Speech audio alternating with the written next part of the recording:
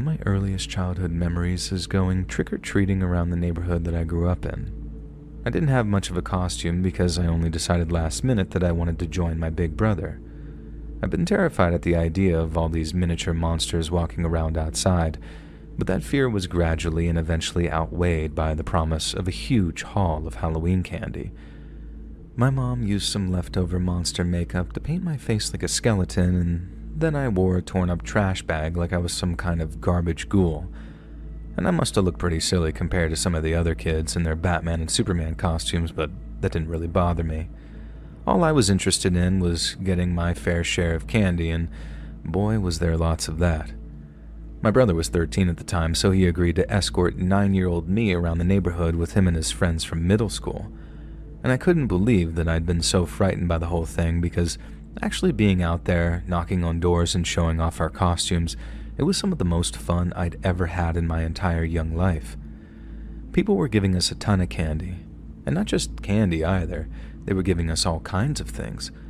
One house we knocked at, I think it was the town dentist, gave us all toothbrushes and then reveled in our looks of disappointment because they revealed that they were just kidding and gave us some real candy.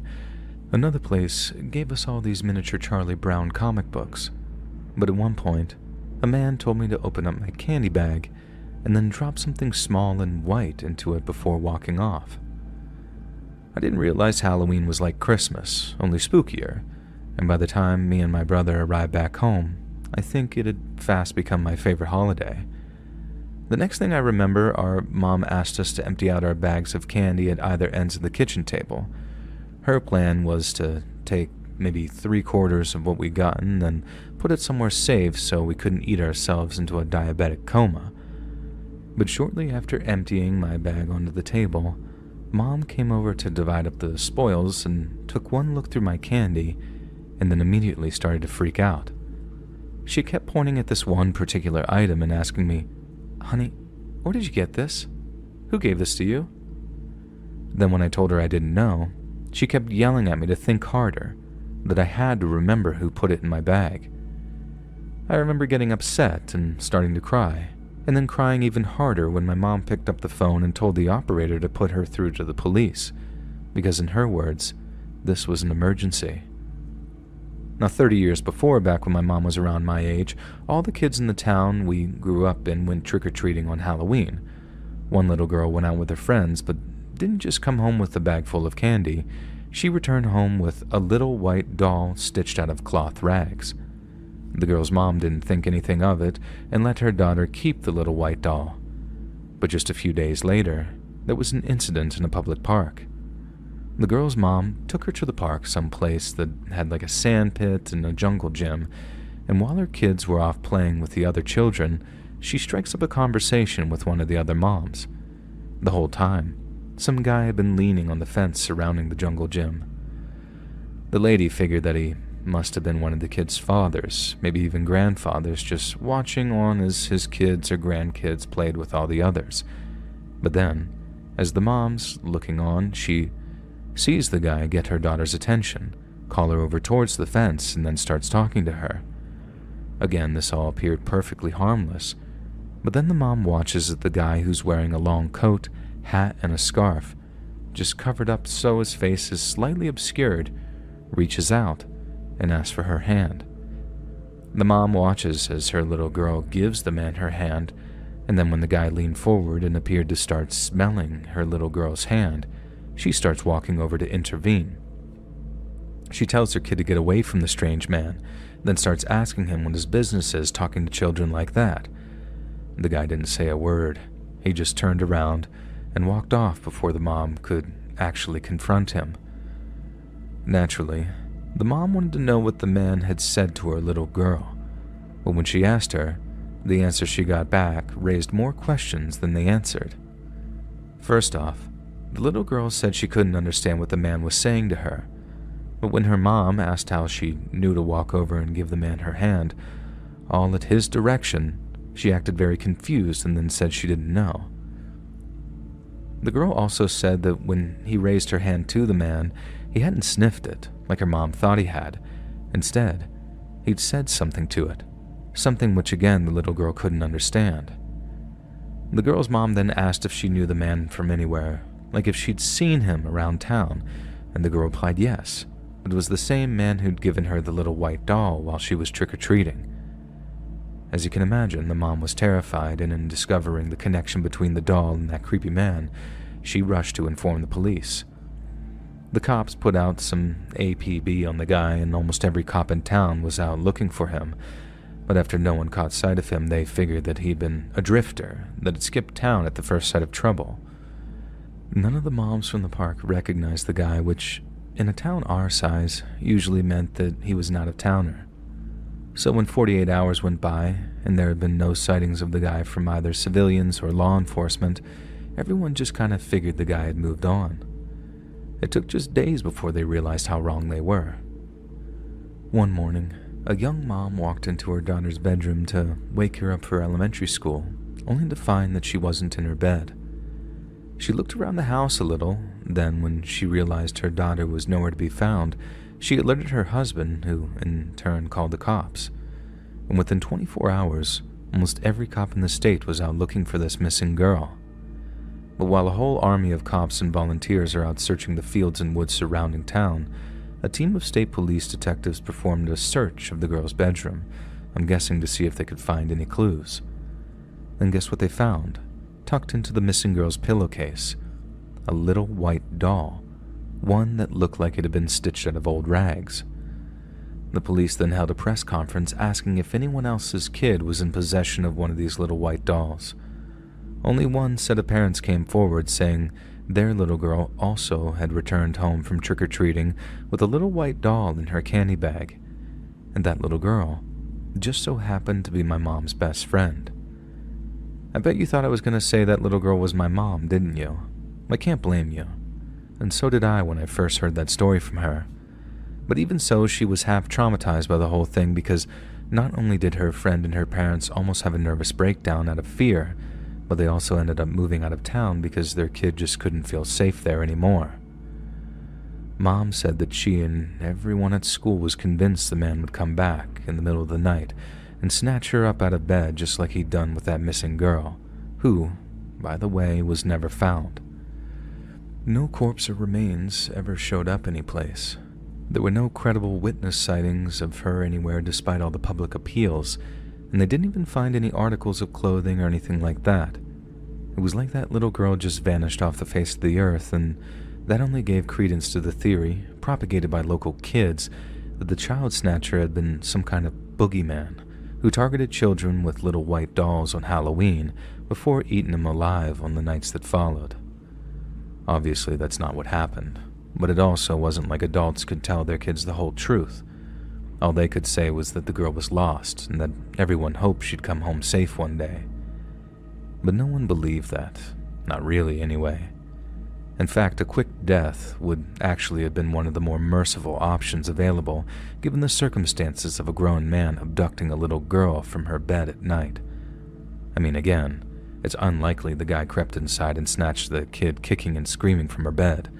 The dolls were to win the kid's trust, so when the time came, they'd come quietly, not loudly, and go quietly she did because, as I said, no one found any trace of this girl or her abductor, and she was declared legally dead around the same time I graduated college. The town moved on, but no one forgot, especially the ones close to the whole thing, which explained why my mom got so scared when she emptied my bag of candy onto the table and saw a little white doll stitched out of old rags lying among the chocolate bar and candy wrappers. As you can imagine, she too rushed to call 911, and after the cops got a hold of the little white doll, the whole town basically went into lockdown while they searched for the person that might have placed it in my bag. No kid was allowed to go anywhere alone for days, and when the commotion died down, the cops said it was most likely some kind of copycat just looking to scare people. They figured it was probably some teenager who'd heard the story of the little white dolls, along with that of the girl who went missing just days after they were handed out. They didn't think they were seriously going to complete the copycat process and try to abduct any kids who received dolls. I wasn't the only one. But given the weight of police presence on the streets come November 1st, there was a good chance it was that and that alone which deterred the copycat from going through with it. I didn't hear the whole story until many years later, and while my dad thought the whole thing was dumb and that it was just kids being kids, it had quite a heavy effect on my mom, I guess because it brought back all those bad memories from her childhood. I mostly believe it was a copycat too, as in someone just playing a dumb prank, because no one ever tried to snatch any of us kids who got the dolls, not even years later. But sometimes I wonder how much of a prank it really was. If the whole town didn't take the dolls seriously, or the guy hadn't picked my candy bag to drop one into so that my mom didn't see it, would things have still happened the way they did? Or would have another kid have gone missing in the middle of the night, snatched up by the man who made the little white dolls?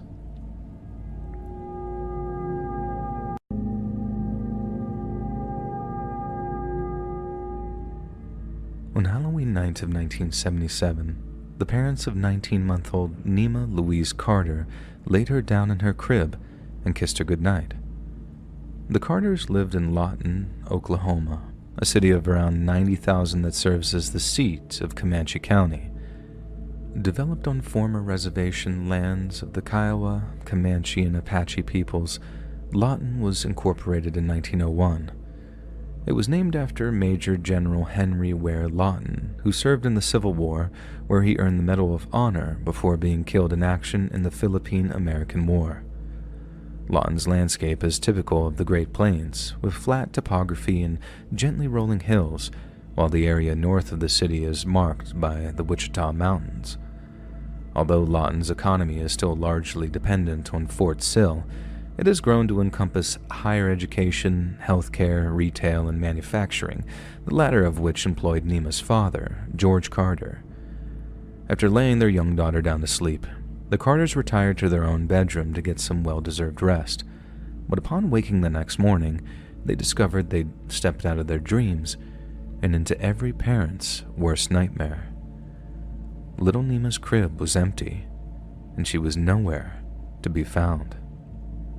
After contacting the police, officers were dispatched to the Carters' home, where statements were taken and a search was performed. The officers primarily wished to identify the method by which Nema's abductor had gained entry to the Carter family home, but after a thorough analysis of the house, they came to a deeply chilling conclusion. Since Nema's bedroom windows had apparently remained locked during the night of her abduction, and the possibility of forced entry had been ruled out, officers were faced with the horrifying possibility that Nema's abductor had surreptitiously entered the home during daylight hours before hiding in her bedroom closet until her parents were asleep. Then, and only then, would they have been able to carry little Nema out of the house without ever alerting her adoring parents. Nema's abduction sent shockwaves through the local community, with police encouraging members of the public to be on the lookout for signs of suspicious activity.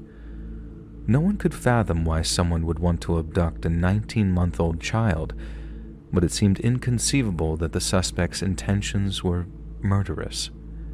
The entirety of the search effort that followed hinged on the possibility that little Nema was still alive, and that someone was holding her with the intention of transporting her out of state. But the reality was far more horrifying. Around a month after Nema's abduction, a group of school children were exploring an abandoned house around 4 blocks away from where the Carter family lived. The house had been heavily vandalized, its insides a mess of broken glass and rough graffiti, but whoever had once owned the home had left most of its furnishings behind. As the kids explored the house, their curiosity drove them to open cabinets and closets and cupboards, all in the hopes of uncovering some long-lost loot. Yet until they wandered into the home's dilapidated kitchen, their finds were all trash and no trinkets. Suddenly, one of the kids noted the home's fridge and wondered aloud if there was any food inside. With ghoulish inquisitiveness, the boy's friends encouraged him to open the appliance's door. The boy did as they willed him, approached the fridge, and then swung open the door. But instead of being greeted by the sight of rotten vegetables and maggot-ridden meat, what the children saw that day would haunt them for the rest of their lives. Lying on one of the fridge's bare glass shelves was the suffocated, decomposing body of little Nema Carter. Lawton has always been something of a rough and ready place, and was no stranger to petty and sometimes violent crime. But the abduction of children in the middle of the night was unheard of, or at least almost unheard of. Just the previous year, on April 8th of 1976, twin sisters Mary and Tina Carpenter were abducted in broad daylight while they watched TV in their grandmother's house. According to the report, a friend of the Carpenter twins unlatched the living room door before coaxing the two girls outside. The two 3-year-olds followed, but were soon met by 16-year-old Jacqueline M. Rubidoux, who began dragging the girls down the street. In phone calls to the police, witnesses claimed the Carpenter twins were crying and trying to free themselves from Rubidoux's grip. They urged the police to hurry, but by the time officers arrived at the scene, Rubidoux and her two victims were nowhere to be found. Several years later, in an interview with local law enforcement, a 10-year-old Tina Carpenter said, "She took us to a house. It was white, near railroad tracks. There were broken furniture inside. When we got in there, she took us to the refrigerator and told us to get in. She said her aunt will be there to get us out and take us for ice cream later." The Carpenter twins did as they were told, too terrified of Rubidoux to risk her ire. But once inside, Rubidoux simply slammed the door closed and ran away. 2 days later, a group of children were playing in a deserted house when they heard weak groans coming from a grungy refrigerator. An 11-year-old girl named Kathy Ford and another neighborhood child bravely opened the refrigerator door, and Tina Carpenter tumbled out, exhausted, terrified, but alive. Miraculously, Tina had survived by breathing through a tiny hole in the refrigerator. Her twin sister, on the other hand, was not so fortunate and passed away as a result of prolonged asphyxiation. When police questioned Kathy Ford, she claimed to have immediately asked the exhausted Tina, "Who locked you in the fridge?" Tina's reply was almost instantaneous, and used the 16-year-old Rubidoux's nickname when she stated, "Jackie Boo." Rubidoux, who happened to be Kathy Ford's babysitter on account of being friends with her aunt, instantly became the target of a police investigation. Yet under the assumption that 3-year-old Tina would prove an unreliable witness, a lack of physical evidence left the authorities desperate for a straight-up confession, and without it, the investigation quickly stalled. In the end, the police had no choice but to release Jackie Rubidoux without charge, but the news was met with apprehension and unease from those in the local community. People were scared, real scared, recalled Ray Anderson, investigator for the Comanche County District Attorney. They were asking themselves, how could this happen? Why would someone target such a young and innocent child like that? Folks were going out and buying guns, new locks for their doors, fitting bars to their kids' windows. You could feel how scared they were. Following her arrest and release, Jackie maintained a quiet, unassuming presence around town, and somehow she managed to claw back enough of her reputation that folks began hiring her to babysit for them again. And by the fall of 1977, she was a regular babysitter for the Carters, the young Native American couple who led active weekend social lives and was well acquainted with their infant daughter, Nima. She was also their first choice of babysitter during the period an intruder lifted Nima from her crib, and with the windows locked, crept down the hallway of the tiny Lawton home, past her sleeping parents, and out through the front door. I remember the next morning like it was yesterday, Nima's father, George, later recalled. It was one of those cool, crisp Oklahoma mornings, a day I might have otherwise enjoyed immensely. Instead, he and his wife were condemned to endure the worst nightmare of young parents everywhere. Someone had snatched their infant child. George later said his heart raced so bad that he thought he was having a heart attack, and that in her panic, his wife Rose began frantically searching the most irrational of places. She ran between kitchen cabinets, closets, and the family doghouse. She even checked underneath the house and in the field behind the backyard fence. But little Lima was nowhere to be found.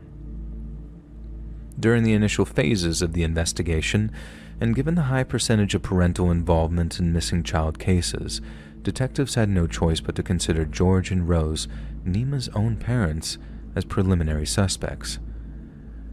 Naturally, We called them in for questioning, recalled Cecil Davidson, a retired Lawton police detective who worked the case. They agreed to take lie detector tests and each passed with flying colors. Once the parents were ruled out as suspects, almost everyone fell under the net of suspicion, including neighborhood babysitters Joy Smith and Jacqueline Rubidoux.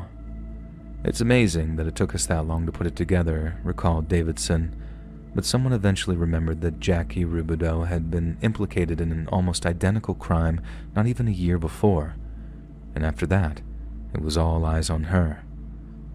When Detective Davidson finally confronted Rubidoux regarding Nima Carter's abduction and murder, her response was cagey, to say the least. Rubidoux claimed that she was playing bingo the night Nima disappeared, and at first, her alibi seemed airtight. But as Davidson continued to question her, he began to doubt Rubidoux's innocence. She was very quiet, Davidson recalled. She never looked you in the eyes. Her gaze was always somewhere else or looking at the ground. She would always get real close to telling you something critical, and then she'd back right off like she was scared to incriminate herself. In light of this, Detective Davidson remains almost convinced of Rubidoux's guilt, but laments the case's lack of closure. We could never get her to confess, he later said. The frustrating part was we had no physical evidence, no fingerprints, no footprints, no hair, no blood, nothing. The only thing I think we really had was this odd response I got from her about bingo. She was very angry about the fact that everybody got to play bingo while she would get stuck babysitting, Davidson explained. And to this day, I'm convinced Jackie Rubidoux murdered Nima, but the district attorney never felt that we had enough to prosecute. Detective Davidson might be unshakable in his belief, but not everyone is convinced Jackie Rubidoux abducted and murdered little Nima Carter, including her own father, George. 2 months prior to Nima's abduction, the Carters found their dog poisoned. A few days later, they returned home to discover it was trashed by vandals. I find it hard to think all those events were mere coincidence, George said. The Jackie Rubidoux we knew. No, it just doesn't add up. I never sensed that about her. Whenever Jackie came over, Nima would run up to her and give her a big hug. But several years ago I saw an interview with Jackie in a newspaper, and she said that she was on drugs at that time in her life. Was it someone we knew? George was asked. I think so. Someone who was familiar with our house, but I've never been fully convinced it was Jackie. George, whose wife Rose Carter died in 2000, is plagued by the haunting reality that no one was ever charged with his infant daughter's murder. He claimed the passage of a long 3 decades had helped ease his pain a little, but as he so poetically phrased it, quote, unanswered questions still burn within.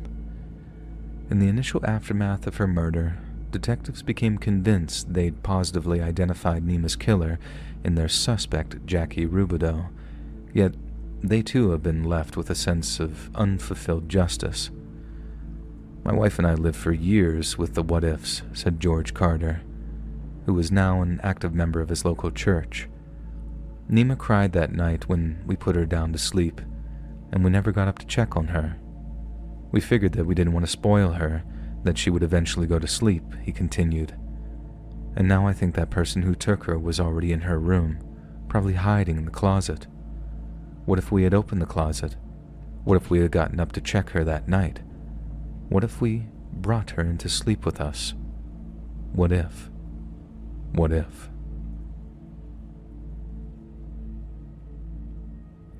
Hey friends, thanks for listening.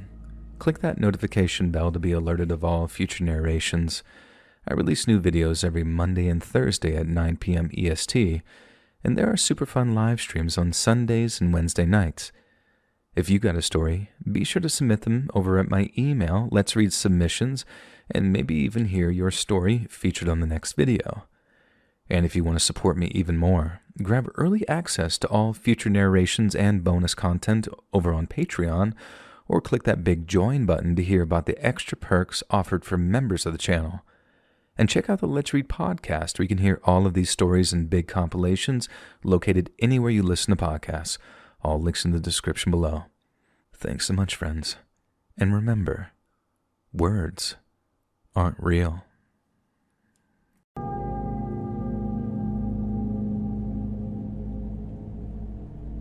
My name's Chris, and I'm from Hattiesburg, Mississippi, and I've been a listener since Halloween of last year, but by then, I guess I'd missed the window to write this up and send it over to you. It's a story about a childhood friend of mine named Kevin and how we eventually lost touch, and since that story starts on Halloween night of 1993, it's something I often think about at this time of year. It's kind of sad in parts, but I find scary stories are like that sometimes because that thing that's so terrible and terrifying, it often has consequences, and rarely do they make for happy endings. Kevin and I lived on Deason Avenue on opposite sides of the East Jerusalem Baptist Church and were friends all throughout elementary school. And then once we graduated to middle school, we had a solid 4-kid friend group that consisted of me, Kevin, and a kid named Toby who lived on Frederick Street, and then Todd, whose parents ran the seafood place up on East Hardy Street. We were practically inseparable, in school and at home, but especially on Saturday nights, and that includes the night of October 30th of 1993. We were planning on some trick-or-treating the following night, but just like every Saturday, we walked around to each other's homes until the whole crew was assembled. We usually just walk around the neighborhood until we found somewhere to hang out, which was usually the ballpark of Rebecca Avenue or some of the derelict housing plots near Alcorn. But that night, since it was the night before Halloween, we had something a little different in mind. We were talking about which places in Hattiesburg we believed were haunted. There was Vernon Dahmer's old place, no relation to Jeffrey, who was murdered by the Klan back in the 60s for being a civil rights activist. His house isn't there anymore, it's just a derelict plot, but lots of folks said that they'd felt an eerie presence around the place, and others even heard weird sounds. But since Vernon's place was at least 5 or 6 miles out of town, we weren't about to try and walk out there on a Saturday night. We also had the old train yard, which was supposedly haunted, and the old Hattiesburg Cemetery was also an obvious choice for some guaranteed spookiness. But at some point, someone brought up the old derelict house at the end of Elizabeth Avenue. The old plantation-style 2-story home with its wraparound veranda, tall columns, and large shuttered windows had been abandoned for as long as I could remember. I don't think it was ever part of an actual plantation. I think it was more of a case that its owner wanting it to look as grand as possible, and it must have been quite a place back when it was still occupied. But by 1993, it was nothing but a crumbling, termite-infested, ramshackle ruin, and it looked spooky as hell, though. Unlike the old Dahmer place of the Hattiesburg Cemetery, we hadn't actually heard any rumors that the abandoned house was haunted, and maybe that's what attracted us to it in the first place. I mean, the place looked like it should have been haunted, so in our minds it pretty much was. But that also gave us a free pass to avoid visiting any of the places we'd actually heard were haunted. Sort of like, we're not pussies, we're just very lazy. And so we walk all the way down Deason Avenue, cross Gulfport Street, and then we're walking down Elizabeth Avenue discussing what might have happened to result in the home being completely abandoned. I remember Todd suggesting that the family patriarch had gone insane, slaughtered his family, and that the home's bloody history meant that it couldn't be resold. Toby then suggested that some kind of tragic accident had resulted in restless spirits being anchored to the place, and that's why it couldn't be resold. We danced around a couple of other theories, but the reality was that none of us really knew why that old house on Elizabeth Avenue was abandoned. All we knew was that the chances of encountering spectral activity there had to be lower than at the train yard or cemetery, and that in all likelihood, nothing bad would happen hanging out there. But we could not have been more wrong. On the way down the street, we'd been full of boyish bravado, as they say, but once we arrived at the end of Elizabeth Avenue and saw that the old house was looming there before us, none of us felt quite so adventurous anymore. We talked about exploring it, finding ghosts or maybe even buried treasure or some kind of dark family secret, but once we were face to face with it, no one felt like going inside. I remember thinking how the old plantation house didn't look nearly so spooky in the daytime, and that even though I knew in my gut that there was nothing in there but dust and cobwebs, I still couldn't bring myself to venture inside. We all just kind of stood there, murmuring to each other about how dangerous it kind of looked, and then suddenly, Todd dared me to go inside. I remember saying something like, "Alone? No way, man, you must be crazy if you think I'm going there on my own." Todd then dared Toby to go inside, and he said pretty much the same thing. But then when he dared Kevin to go inside, even for just a minute, Kevin replied with, "And what are you going to give me if I do?" Todd thought for a moment, but Kevin clearly had something in mind already. He said that he'd go inside, up into a bedroom or down into a basement, and bring back something to prove that he'd been there. And in return, he wanted at least half of Todd's candy haul from that following night on Halloween. Todd said something like "no way," and I even thought that that was a little much of a hard bargain, but eventually they settled on this. For every minute that Kevin spent out of our sight anywhere in the house, he got one fistful of candy from Todd's trick-or-treating bag the next day. And Kevin said that he wanted a souvenir from the place anyway, something to prove that he was the bravest of all of us. But we were all convinced that he wouldn't last more than 2 or 3 minutes, with Todd being perhaps the most confident of all of us that he wouldn't have to give up more than maybe a few fistfuls of candy. We watched Kevin walk off through the overgrown grass towards the steps of the porch, which creaked as he climbed them, before he walked toward the home's open threshold. I remember the door had been completely taken off the hinges, so there was nothing but an ominous black orifice waiting for him. And when he reached it, Kevin looked back at Todd and told him to be ready to count the minutes. Todd then checked his watch and gave Kevin the thumbs up, and then after flicking on the cigarette lighter that he'd borrowed from Toby, Kevin crept into the darkness. To say that first minute was tense would be the understatement of the century. I remember half expecting Kevin to suddenly scream and then come running out of the house yelling at us to just scram. And I also remember thinking how that would be an incredible way to prank us. But running out too soon would mean forfeiting a whole bunch of Todd's candy. But I guess that if he did weigh it up in his head, he figured getting his hands on more candy was a superior outcome to scaring the living crap out of us.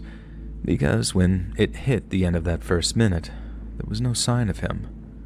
When the second minute ended, then the third, and then the fourth, and none of us had heard so much as a peep from Kevin, I remember Toby looking at Todd and saying something like, "If he keeps this up, you're not going to have any candy left after all the trick-or-treating tomorrow."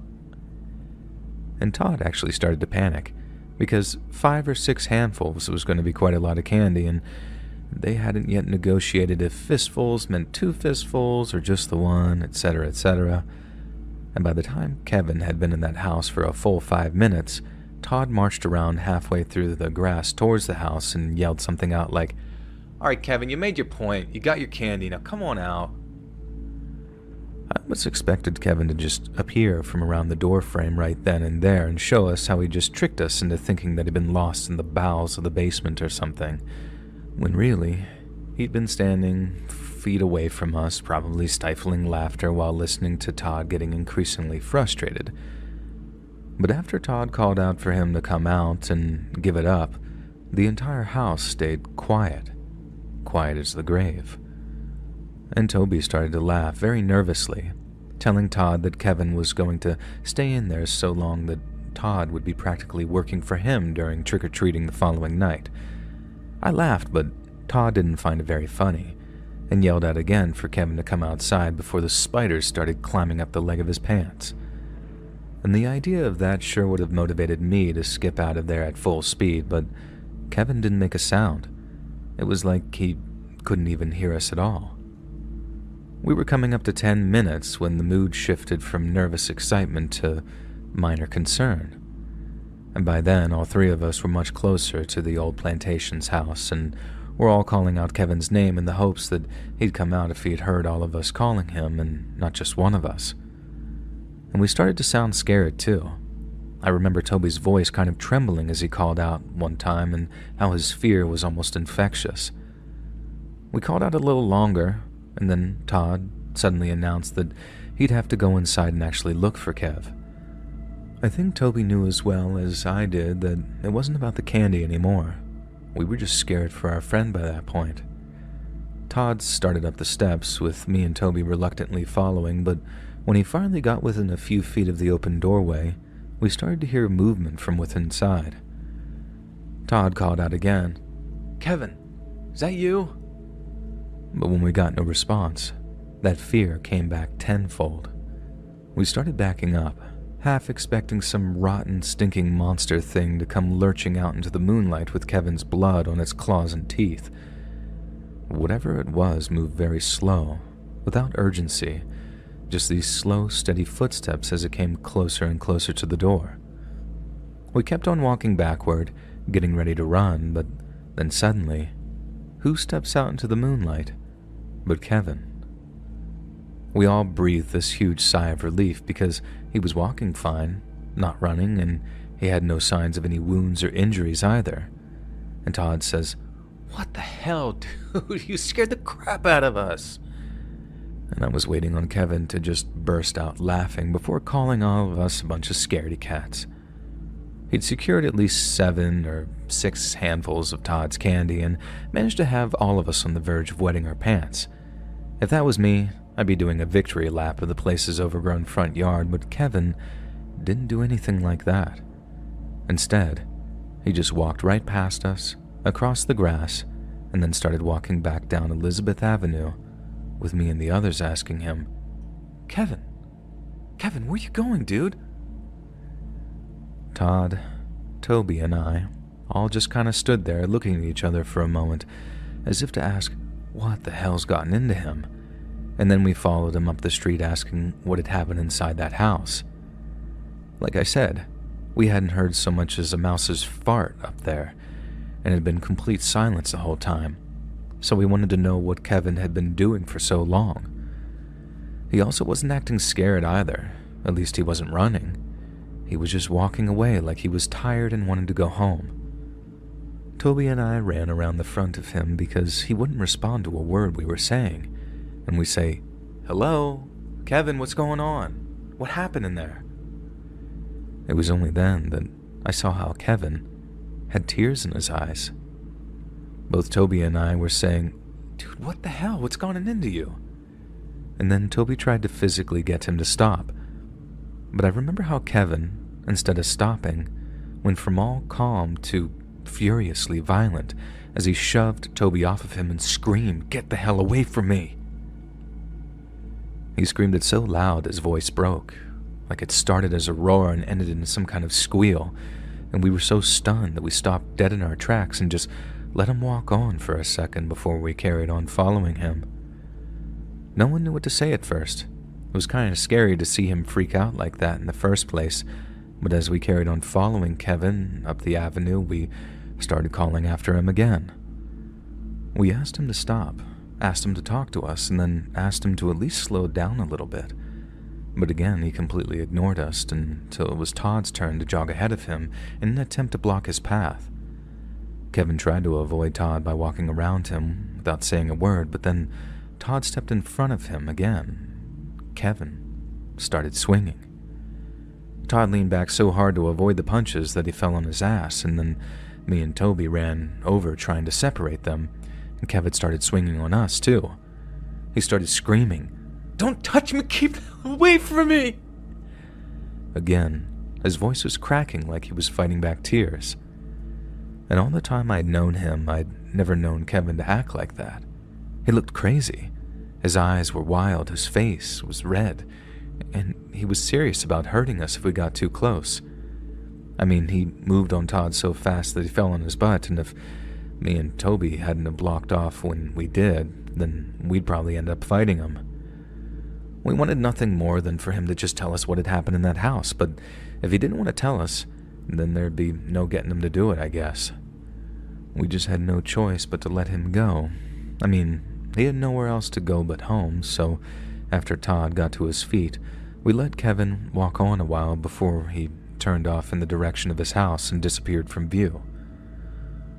Toby, Todd, and I then walked back towards their houses because I didn't want to follow Kevin back in the direction that he was going, just in case he saw me following him and decided that he wanted to just beat me up, I guess. I was pretty badly shaken up from still seeing him like that in the first place, so I walked with Toby and Todd for a while we tried to work out what had happened back in that old plantation house. Toby was convinced that Kevin had seen some kind of ghost or spirit because, to him, nothing else explained why he was so scared. But Todd didn't buy it. He thought Kevin had seen something scary enough for him to react the way that he did, but it couldn't have been a ghost, because as he put it, ghosts aren't real. He figured it might have been maybe a dead body, an old blood stain, or even like a man-sized cage in the basement. It was something creepy enough to scare the crap out of him, but there's no way that Kevin saw a ghost, then just walked out of the building without telling us. It had disturbed him very deeply, but I guess it wasn't a threat. It seems ridiculous all these years later, but at no point did any of us even think to go back and take a look around that house ourselves. So we could actually know for ourselves what Kevin had seen. But we were just kids, man. Just scared young kids, and all we wanted to do was just go home and hope Kevin would just tell us what had happened the following evening when we went out trick-or-treating. The next day, I remember calling Kevin's house to see if I could talk to him. His mom answered the phone and she sounded just fine at first, but when I asked if I could talk to Kevin, she said that he was feeling under the weather and couldn't come to the phone. I asked if he was okay and she said yes, but that he was upstairs taking a nap after complaining of feeling very sick. I remember pausing for a few moments, so long that Kevin's mom asked if I was still there, and only then did I find it in myself to ask her if he'd been acting strange when he returned home the previous night. It was her turn to pause, just long enough to let me know that her answer wasn't as natural as she wanted it to sound, and then told me, no, Kevin had been just fine. He just woke up that morning feeling a little worse for wear. She wasn't lying, but she wasn't quite telling the truth either. She was covering for him. Understandably so, she was his mom, but why? Before I hung up, Kevin's mom said that she had no reason to believe he wasn't coming trick-or-treating with us, and that she'd get him to call me back whenever he woke up from his nap. I waited and waited, but got no call from Kevin, so I decided to just call him a second time. And that's when I got the news that he was still feeling under the weather and wouldn't be coming out trick-or-treating with us. I was devastated, but not so much because he wasn't heading out with us. It was more because I knew that whatever happened was still affecting him, and in a deep enough way that he turned down the opportunity to grab as much candy as he could carry. Trick-or-treating was huge for all of us, so for Kevin to miss it was a big deal, and Todd and Toby knew that too. It was almost impossible to enjoy ourselves out there, though, so much so that we ended up heading over to Kev's house to give him a share of our candy. We were desperate to see him, desperate to make sure that he was at least kind of okay, but when we got to his door, his mom told us that he was too sick for visitors. And he stayed sick, and I put that in quotation marks, for about a week before I got a chance to get him on the phone, and I asked but one time if he wanted to talk about what had happened back in that house. He told me word for word that if I ever asked about it again, he wouldn't be my friend anymore. So I didn't. I resisted the temptation for as long as I knew him, but Kev was never the same kid. He walked into that house as one guy and came out as a different one, and for the life of us, no one could figure out why. Todd and Toby and I were too scared to head back into the house on Elizabeth Avenue for fear of the same thing happening to us. Kevin had also told the two guys the same thing he told me, that he didn't want to talk about it under pain of excommunication, so they ended up biting their tongues about it too. That wasn't the end of the story though, and we didn't think it was any coincidence that the old plantation house on Elizabeth Avenue ended up getting demolished not even 6 months after Kevin walked into it. And that was the closest I ever came to breaking my promise and asking what he saw in there, because that demolition day really was the last chance to see for ourselves. And again, there wasn't any way in hell that I was going in there alone, not even in the daytime. And maybe I should have asked, but I just didn't want to lose a friend as old as Kevin, even though he was a little different from the kid I knew before. Kevin and his family stayed in Hattiesburg for about another year, long enough to graduate 8th grade, and then he told us one day that he was moving away. Kev moved up to Jacksonville, apparently because his mom wanted to be closer to her parents during their old age, and we tried to keep in touch with him, but we always seemed way more interested in continuing the friendship than he did. Like, we'd asked him on the phone if he ever wanted to come back and visit us, and he'd always say, "I don't know, I'll have to see what my mom has to say." He was just never very enthusiastic about it, and eventually, Toby and Todd and I just kind of took that hint. And before long, we lost touch for good, and many years later I found a Facebook account on what I thought was his name, but it had no picture attached to the profile, so there was no way of me really knowing for sure. I sent a friend request, but it was never accepted, and I guess Kevin just didn't use it all that much. I hoped that he'd accept it one day, maybe get my number off of somebody and give me a call, but about 10 years back, we got some bad news. Kevin had passed. A drug overdose. Heroin, they said, and he hadn't even hit 40 yet. And at that funeral, we heard from folks who knew him up in Jackson that he'd been struggling with addiction for years. None of us had any idea, but it really hit home when we heard people say that he'd begged almost everyone for money whenever he was broke. He never begged any of us, and hell, I probably have given him all the money he needed just to talk to him after all those years, but he didn't reach out. Even in his worst desperation, he never came back to Hattiesburg. And I think that has everything to do with what he saw in that house on Elizabeth Avenue on the night before Halloween all those years before. At the funeral, I ended up getting the phone number of Kev's old Narcotics Anonymous sponsor. He was the guy who probably knew Kev the best up in Jackson, as he spent a great deal of time with him in the years leading up to his death. He talked about his addiction at the funeral, and the guy told me that if I ever wanted to see a few less depressing anecdotes regarding Kev's last few years, I should give him a call. Well, I did give him a call, but it was only to ask him if Kev had ever mentioned the night of October 30th, way back when we were young, and more specifically what happened in the house.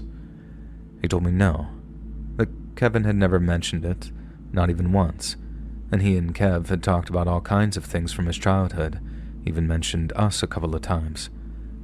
I thanked the guy, hung up the phone, and cried.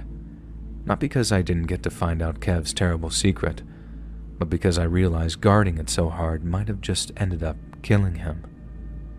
Rest in peace, Kev. I still miss you, buddy.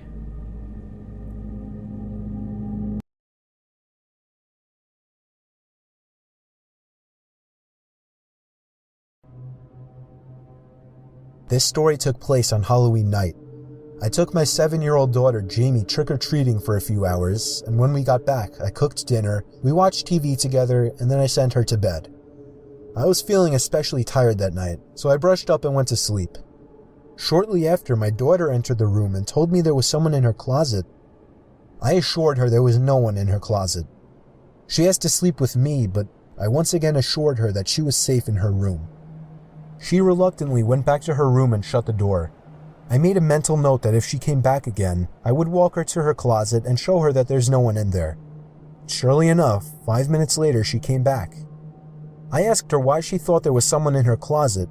She responded saying she heard someone moving around and things falling over. Honestly, when she said that, it kind of made my heart jump for a second. I walked her to her room and turned on the lights. I jokingly asked, "Is anybody in there?" We stood and listened. I didn't expect to hear anything. There it was, a thud from inside the closet. I screamed at Jamie to run to the neighbors and call the police. As she did, I swung the door open and was shocked to find the neighbor's son, Randy, sitting on top of my daughter's Lego box. I grabbed him by the collar of his shirt and yanked him up aggressively. I walked him angrily back to his parents' house next door and found Jamie ringing the doorbell. When they answered, I shoved him inside right into his father and explained everything. I told him I wouldn't press charges, but if I ever caught him near my daughter again, they would all be sorry. Randy's dad, Mark, slapped him across the face, then asked me to come inside to allow Randy to explain himself. Me and Jamie both went inside. Apparently, while I was taking Jamie trick-or-treating, he had snuck into our house through an open window and hid in her closet with his friend Daryl. I asked him if this Daryl kid was still in my house. He said yes. I told Jamie to wait with Mark while I ran back into my house, and right as I entered, there he was. This Daryl kid, uglier and shadier looking than Randy. He had my daughter's underwear in his hand. What I did next was completely out of fatherly protective anger. I grabbed the little shit by the throat and threw him to the floor, slapping him 4 times in the face, then hesitantly allowing him to get up and leave. The only reason I didn't call the police was because of my close friendship with Mark.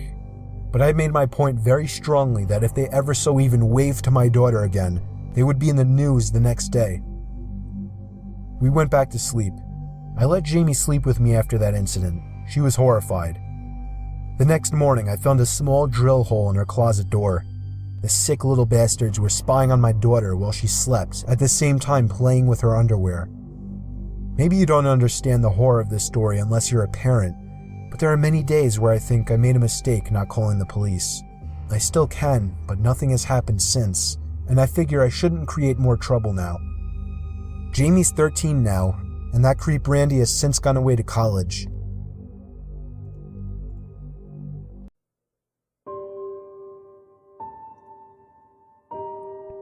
I'll never forget this night. I know I won't. It was a few years ago, Halloween night. We were all 20 years old. Right at that age where going to haunted house attractions is one of the best things to do on Halloween. The attraction was called Scare House Journey to the Basement or something. It was only open for 4 straight years in our town. It was never heard of again. This was its 4th and final year of operation. It was a very high quality and surprisingly scary haunted house. One of the best ones I've been to. This was not a tour-guided attraction. It was a group exploration attraction. Basically, a maze where the only way out was to make your way to the basement. Find one of the keys, then find the exit and use the key you found to unlock the door. It was a very unique haunted house, that's for sure. Unfortunately, it wasn't a good night for us. And you're about to learn why. We started out in the living room of the house. To give as much detail as I can about the room, there was a giant open coffin sitting right smack in the middle of the room. There were very convincing spiderwebs covering just about every inch of every corner of the room. All the furniture was antique and dusty looking, and of course, blood was stained on the creaky wood floor. We could tell right away this haunted house was going to be great. The next room was the dining room. That was where things got creepy. The rooms following the dining room were all very dimly lit by artificial lanterns hooked onto the walls. On several occasions, actors jumped out at us in horrifically convincing costumes as expected. And yet they still got me every time. We actually spent a lot of time going in circles trying to find the basement. This wasn't a real wide open house. It was designed to be like a maze, with many rooms and fake doors. It took a long time for us to finally find the basement door, and I have to admit, I was nervous to go down there. It was completely pitch black down there. We started to think that it might have been an employees-only area where they kept props. It was just too dark down there to see. It was stated many times that no cell phones were allowed while in the attraction, so we couldn't use cell phone screens as lights. If we wanted to get out of there, we had no choice but to go down there. Each step created a creak more painful to the ears than fingernails scratching on a chalkboard. We were all laughing, telling each other how fucking freaked out we were. I had my hands out in front of me as if I was searching for anything in the complete darkness. I banged into somebody and apologized. Who was that? I asked, expecting it to be one of my friends. No answer. Whoever I just bumped into placed their hand on my shoulder, and I took off running and screaming while at the same time laughing. There was something so disturbing about being in that huge pitch-black basement, knowing someone was in there with us. One of my friends thankfully found a key on a desk in the corner of the room. We all ran back upstairs, back to the light, and found the exit door. The actual experience and process of getting through that maze of a haunted house was much longer than my story makes it out to be, but that's not where things got horrifying. Right outside the exit door was a small bin with a sign that said, "Drop keys here, please." That's how the staff would collect the keys and bring them back down to the basement. Halfway off the premises of the haunted house, the exit door opened, and a really tall person dressed in a black robe and bloody pig mask stepped out and started following in our direction. He, or she, though it was most likely a he, so I'll refer to them as a he, appeared to be one of the staff members for the attraction. As we walked further away from the attraction, so did the guy in the costume. It seemed to all of us that he was following us by this point. One of my friends called, "We don't have the key if that's what you want. We dropped it in the little bin." But that didn't do the trick. As a joke, we started running just to see if he would too, and he did. We stopped, and so did he. We stood still, and so did he. At first it was funny, maybe it was just a joke, but as we got closer to my friend Eddie's house, we were starting to discuss if we should reveal where he lives to this guy. He had been following us for at least 5 blocks now, so if it was a joke, it had gone far enough. Eddie's parents were both home, so we felt safe to go inside. Apparently, Eddie's front door was broken, whatever that meant, so we had to go run back. We jokingly waved at the douchebag still following us and walked to Eddie's backyard, shutting the gate behind us. Wiping our feet on his welcome mat on the back door, we heard the gate open. The man emerged from behind the side of the house and began walking towards us once again. This time, much faster. Eddie opened the back door and called to his dad, telling him to get his gun. This seemed to grab the masked man's attention. He slowed down, turned his head to face Eddie. Eddie's dad emerged, angry as hell, and aimed his pistol at the masked coward. He raised his hands up and cried out for him not to shoot, that he's only 27. Eddie's dad told him to get lost and never come back, and the next time he wouldn't think twice about pulling the trigger. Personally, I wish Eddie's dad had made the guy get on his knees and take off the mask, then call the police. That guy got off too easily. For all we know, he could have been armed as well. We contacted the haunted house attraction, and they informed us that they had no such employee dressed in a pig mask.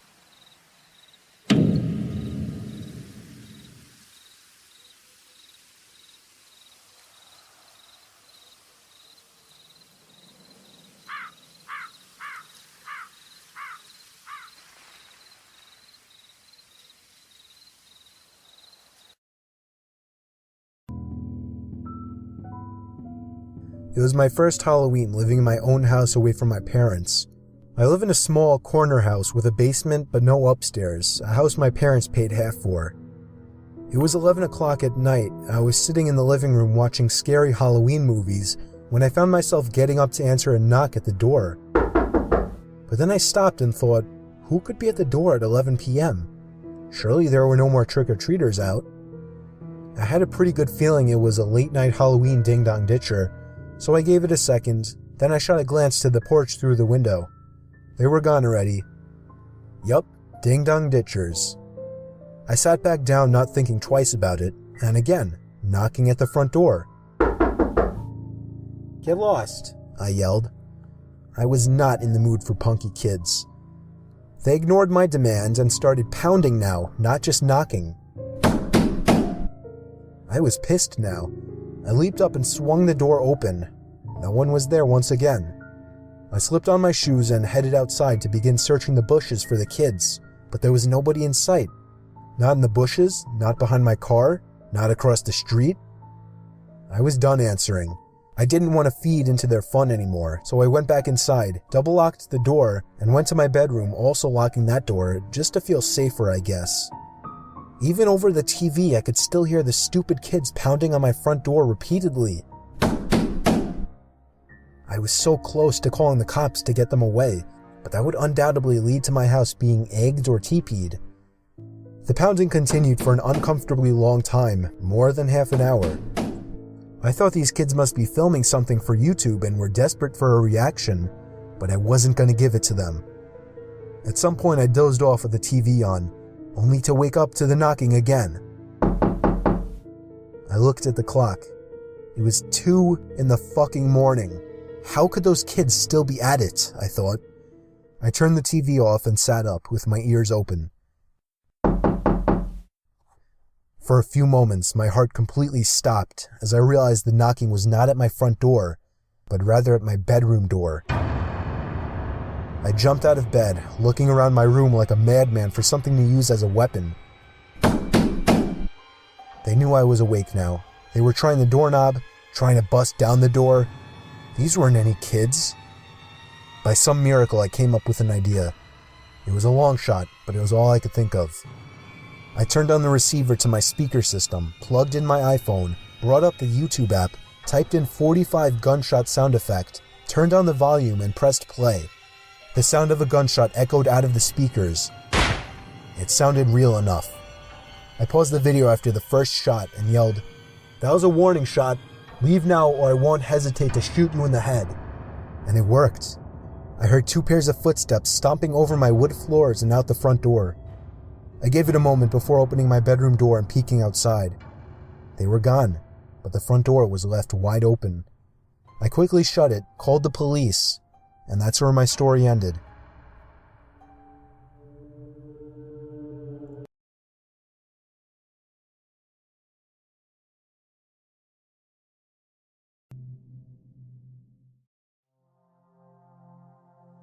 This is less of a creepy one-person encounter, and more of a whole community creeped out by one man.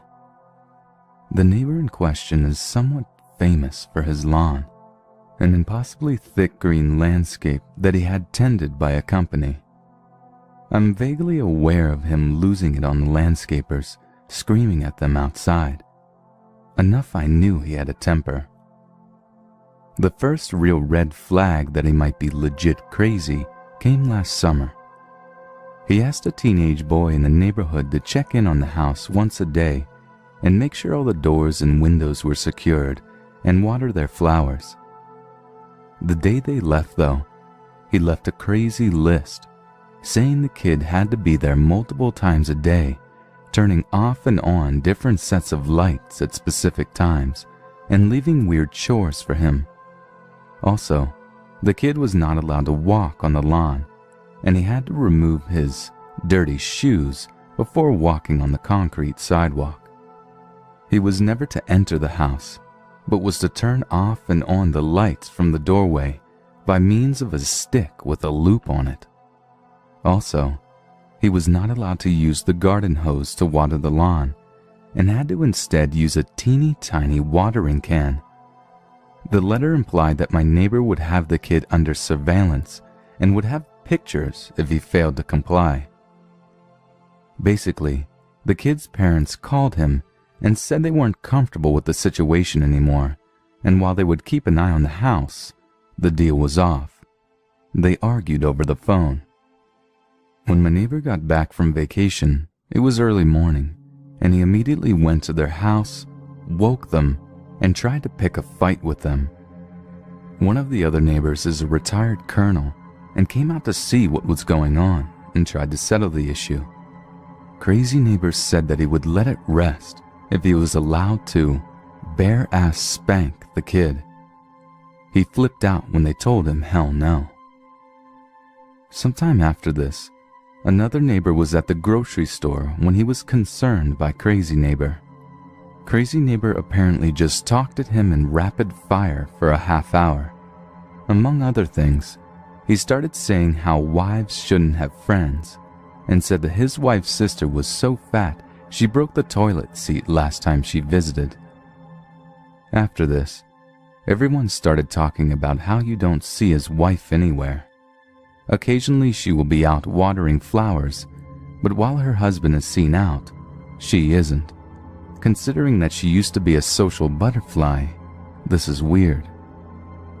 During the winter, everyone found pamphlets on their mailbox from the landscaper he uses, along with a note saying it was mandatory to now use this landscaper in our area, and failure to comply will result in being sued.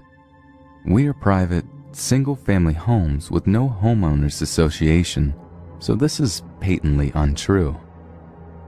During the winter, someone saw his wife and her arm was in a sling and she had a black eye. When they went to ask her about it, he wouldn't let her speak and said she had slid on ice. Since then, there have been a few attempts made to talk to her alone, and all have failed. They've gone so far as to get their church involved and to call a welfare check by the cops when he was out of the house. But if she is being abused, she has been refusing help. Snow was bad this year, and he blew a fit about the snowplows piling snow on his property. So he scattered screws on the roadway outside before they came one morning. Then someone in the neighborhood got a puppy. It's quiet and has a fenced-in backyard. Its owners wake up in the middle of the night to the doorbell ringing. When they come out, Crazy Neighbor is standing on the road at the edge of the property. He tells them that the first time the dog gets out, they won't have a dog anymore, and he pulls out a gun and waves it around before pointing it towards the backyard and saying, "Bang." Obviously, they go back inside and call the cops. When confronted, Crazy Neighbor claims he was out for a walk, thought they were awake and stopped by. He says he didn't get the gun out, but it had been on his belt, and that he didn't mean his statement as a threat. He ended up getting some sort of citation from the police. Come spring, he is taken to sitting outside and writing something every time someone walks or drives by. We don't know what, but I have taken to driving differently home to avoid going by him. Most recently, someone put up a swing set in their backyard. They came back from work to find tire tracks through the backyard and the swing set run over and crushed. No one saw anything, but his massive truck happens to have the same kind of tires as the tread arcs left behind. The retired colonel has taken to compiling statements from everyone and keeping records, because we think this is going to end badly. I recently moved into a new apartment. It's a fairly old building, but the rent is cheap, and it's got its own gym, so me and my roommates were easily sold on the place. We live in the corner apartment, so we only have two neighbors. One is a fairly old man and his partner and their dog. They're pretty nice. The other neighbor, I only met a week ago. I originally heard about her from her boyfriend. One morning, on Monday, as I head out to the elevator to go to work, I'm asked to hold it by a guy running down the hall. I let him on, and we start the ride down. He asks if I'm new and if I like the place so far. I say yes, and give small answers. Still half asleep, clutching my coffee thermos. The guy laughs and says, "You look just like my girlfriend, Amy. She's barely coherent until she gets her first cup of coffee." I laugh weakly, my still sleepy brain a little annoyed. Yeah, I'm not a morning person.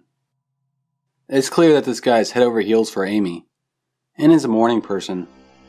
The 2-minute trek to the street outside our apartment is his excitable gabber about Amy. And apparently, he's planning something big for this weekend. He wants to do something nice for her birthday.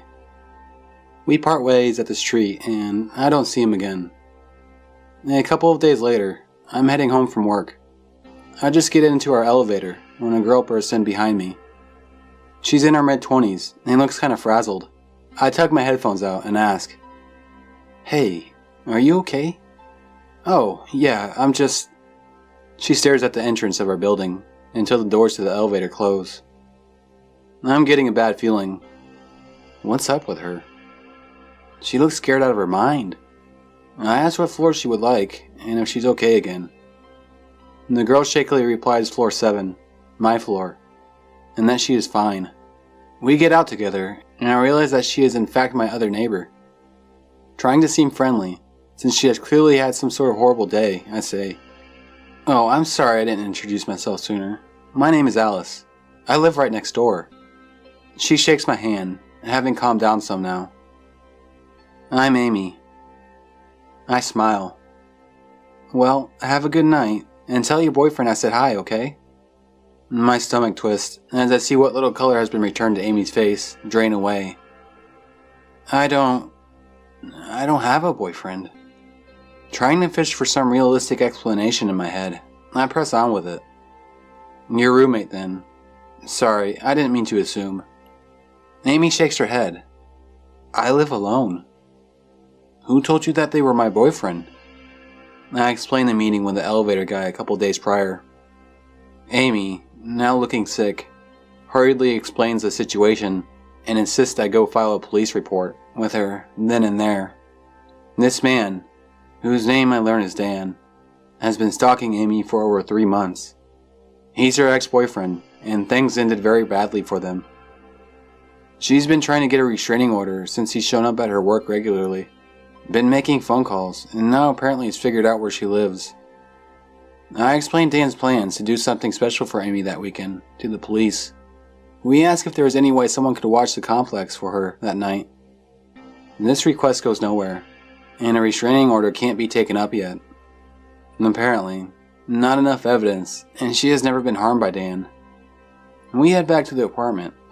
Amy thanks me and says she plans to spend the night and the rest of the week at a friend's house, just in case Dan tries something now that we know he's in the building. Thankfully, nothing happened, and I never saw Dan again. But Amy packed her things and moved out the following week. So Dan the stalker. Let's not meet again. So yesterday I was at my sister's house with my mom, watching my son and nephews play in the yard. One of my nephews, Harrison, was picking bark off a tree when I remembered an odd encounter I had as a kid. I said, "So weird," out loud, thinking about the encounter. My mom inquired what I was talking about, so I told her. When I was a kid, I was hanging out at the Pinecone Forest, which was what the neighborhood kids called a small patch of trees on the side of the road. I was picking bark off one of the trees to pass the time, waiting for my friend Frankie to finish his homework and come out to play. Out of nowhere, it seemed, a guy came up to me. I could smell him before I saw him. He smelled like stale cigarette smoke. I was kind of scared when I looked at him. He wasn't very old, but he had a very lazy eye that was cloudy, and his teeth and fingernails were stained yellow. My mom taught me to be nice to people, even if they don't look like me, so I faked a smile and said hello. "What are you doing?" he asked me. The smell of his breath was the worst. I'm picking the bark off this tree." "You shouldn't do that. It's like picking off the tree's skin. How would you feel if someone picked off your skin?" he said while lightly pinching my arm with his sharp yellow nails. I don't know," I replied and took my arm back. Just then Frankie's mom called for me out the door and told me to come in and wait inside. I didn't think anything of the whole thing at the time. When I told my mom about it, she had this look of, I don't know, guilt maybe. She said that it's probably time I know the whole story. She thought I forgot about the whole encounter, so she never brought it up to me. First, you should know that the neighborhood I grew up in was a small, tight-knit community. Everyone knew everyone, and there was no reason for an outsider to come unless they knew someone there. Anyway, here's what happened with this guy. Frankie's mom, Sonia, noticed a white van with no windows parked on the side of the road. How cliché, right? She didn't recognize it, but figured maybe it was a visitor for a neighbor. Sonia said, or rather told the police, that the van had been there all morning and afternoon. She was kind of keeping an eye on it. She said she just had a bad feeling. Her house had a huge window in the front facing the pinecone forest, and the van was parked next to it. She saw me waiting for Frankie and kept a constant eye on the van while holding the phone just in case. She saw the man exit the back of the van and walk up to me. As soon as she saw him grab my arm and pinch me, she called the cops. That was when she called me into her house. The cops stopped the guy just outside of my neighborhood. In the back of his van were binoculars, a Polaroid camera, and pictures of me taped all over the walls and ceiling. Me at school, at my grandparents' house, at the bank with my mom. Just me everywhere I went. But that's not all. He had a key to a storage unit on him. Inside the unit they found a cabinet full of knives. A lot of knives. Paring knives, a butcher cleaver, a thin flay knife, a melon baller, and just various knives of all shapes and sizes. There was also a few anatomy books, obstetrical equipment, duct tape, and 10 empty 5-gallon buckets. In the middle of the unit was an old bed that was used to restrain mental patients, so it had wrist and ankle straps, and the entire inside of the unit was covered in plastic wrap. My mom said he was in a high-security mental institution for the criminally insane, last she heard. So it's pretty clear he had plans for me. So this is my first post here. Hope this is a good fit. I lurked and read a lot of creepy encounters here. So often people will mention how they give off a creeper vibe. It would be nice if they all did, because this guy didn't. So for background, this guy, we'll call him Pete, is the brother of one of my neighbors. I'm 34, he's around my age, and my daughter is 8 and plays with the neighbor's kids sometimes. Neighbors are relatively normal people. Yeah, they party a bit, but so do I. Pete seemed as normal as anyone. He didn't have the creeper vibe at all. No sweatpants and tank top with random stains. He didn't drive a creepy van, never made any inappropriate comments. In fact, he kept a neat goatee and was quite well dressed. The few times I've met him, we drank and smoked together, and he just seemed like an all-around decent guy. And then one day, the cops are there. They take Pete away in cuffs, and he doesn't live there. But I guess they had a warrant and knew him to visit there, so that's where they got him. Now I figured it was probably no big deal. Maybe a drug charge, or outstanding warrants for some petty stuff. Now I don't ask, because it hardly seems polite to say, "Hey, what did your brother get arrested for?" But it's public record, and I know his name, so of course I checked. And the charge was about as bad as it could possibly be. Child rape. Victim under the age of 13. What in the actual fuck? He didn't seem like that type at all. And I guess that's what really creeps me out. Sick, twisted pedophiles that could easily be mistaken for a normal person. As the father of a young girl, that scares me more than anything else. The creeper vibe just wasn't there. Anyway, he was convicted and will die in prison. So, seemingly normal super creep kitty diddler, let's never meet again. We won't, and more importantly, no other child will ever meet you again either.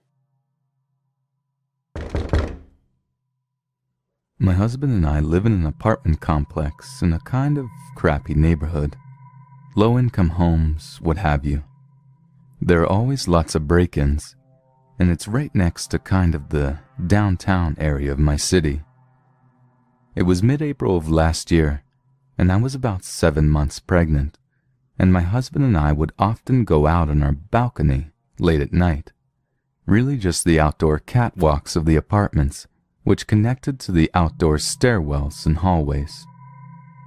So it was either very late or very early, depending on your point of view, and it was quite dark, and my husband and I were standing outside looking at the moon over the tops of the apartments.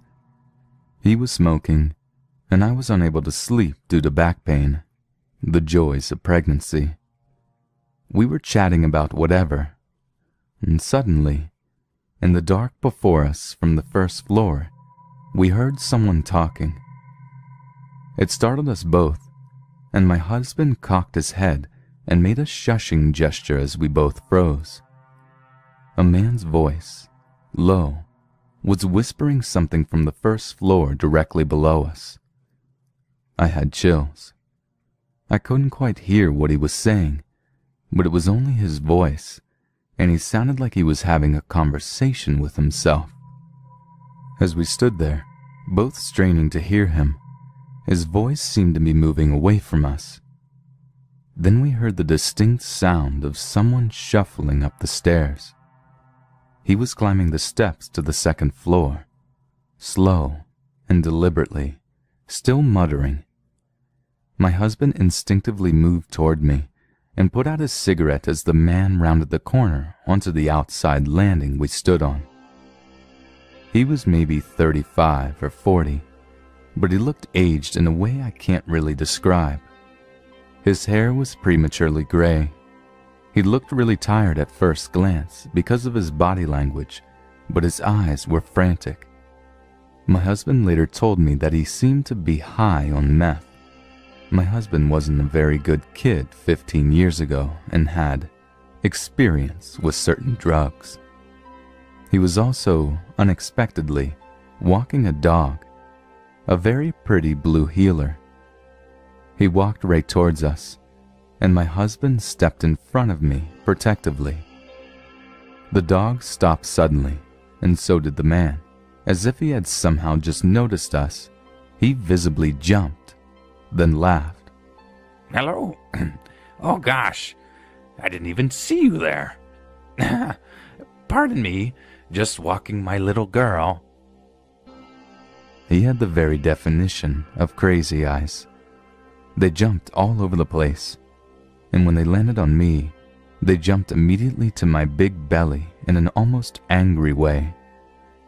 Oh, pregnant. What? I said, sounding like a jerk even to myself. You're pregnant, yeah? My wife, well, ex-wife, she used to be a doula. Used to do those things. Used to help out ladies and deliver them, yeah. Babies are great. I have 2 babies. Well, my wife has them.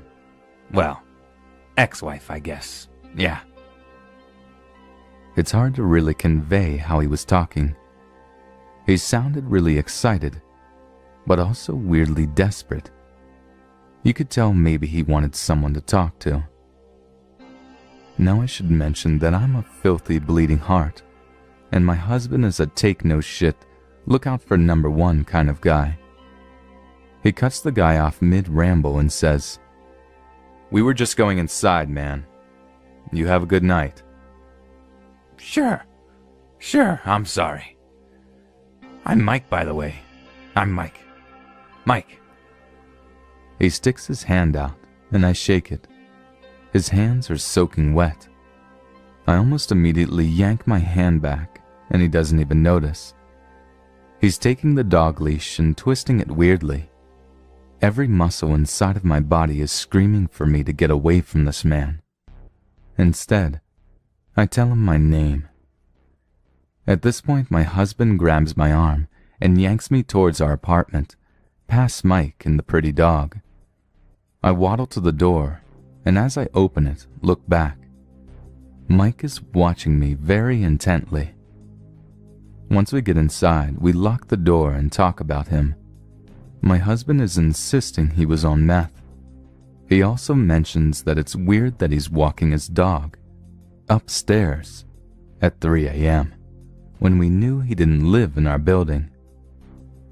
I wrote the guy off as a creepy drug addict, brought our shotgun into the bedroom, and fell asleep.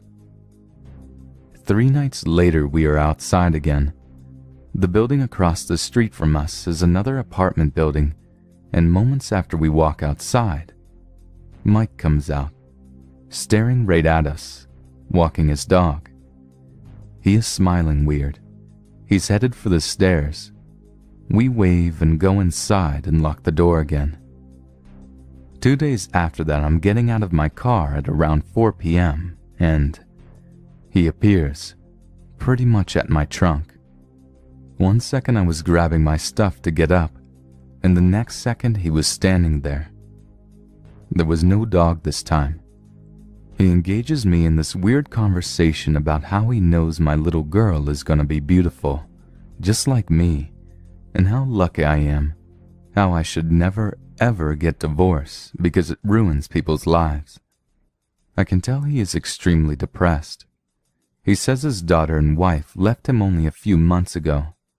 My husband yells for me from the balcony, and I make a lame excuse and leave Mike to his weird, jittery self. Husband interrogated me on what I said and warned me to just stay away from him. That night, there's a knock at my door.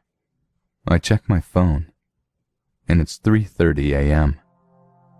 I have a lot of stupid neighbors that like to get wasted, so I decide to wait and see if they knock again. They do, this time more urgently.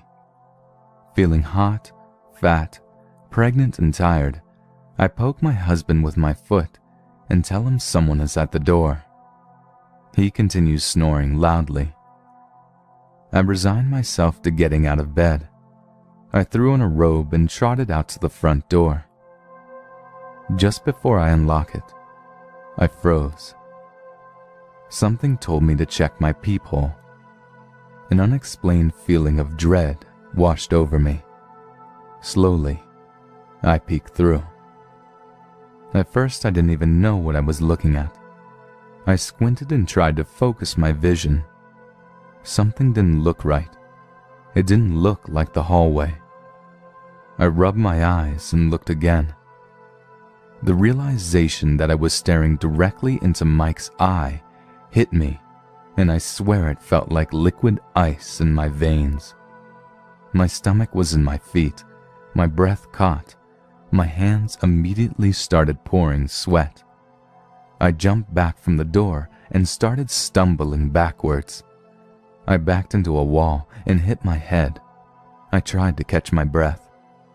Mike knocked again and called my name, softly, like he didn't want to wake anyone, like he knew I was there. He probably did. Looking into the opposite side of a peephole will show no clear images, but will show shadows. I turned around and ran into my bedroom, shut the door, and shook my husband awake. He sat bolt upright and grabbed his shotgun, told me to stay in bed. I heard him tell Mike to leave or he was going to call the police, and then silence. Within a minute, my husband came back into the room and said he was gone, that if I heard anything else to wake him up. I agreed and didn't sleep anymore that night. Several weeks passed before we heard from him. In fact, we'd all but forgotten about him until our car got broken into. The cops showed up to collect evidence, and we told them about Mike, about his creepy behavior, and how we suspected him of doing it. They seemed confused until we mentioned his dog, and then the officer paled. He asked for a full description of what Mike had done. He wanted a statement. Mike got picked up 2 nights after the peephole incident for aggravated sexual assault on a pregnant woman in her own home, 2 buildings down from us.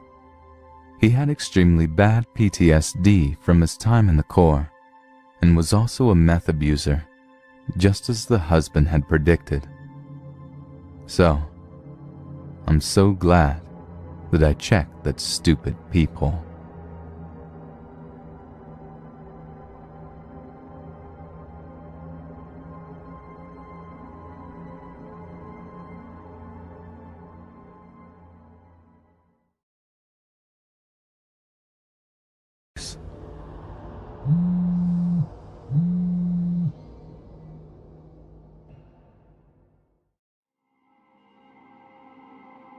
I was out camping with my mom and then 6-year-old brother when a white pickup truck rolls up into our campsite.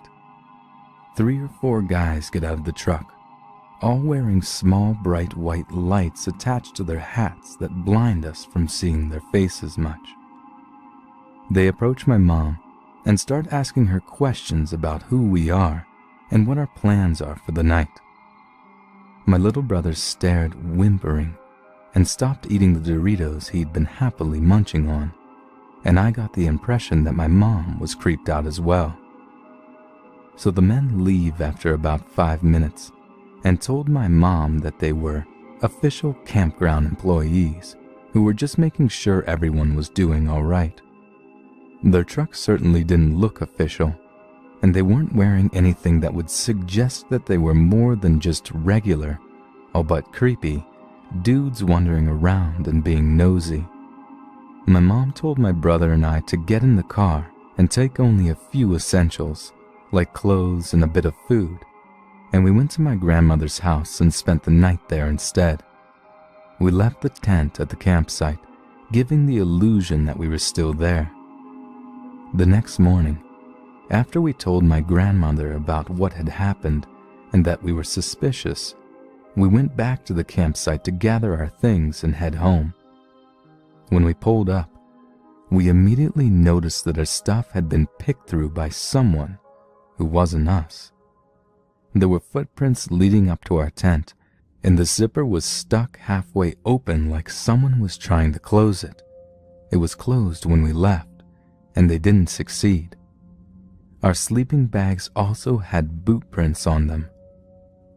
We never saw those guys again, but we still wonder what would have happened if we'd stayed.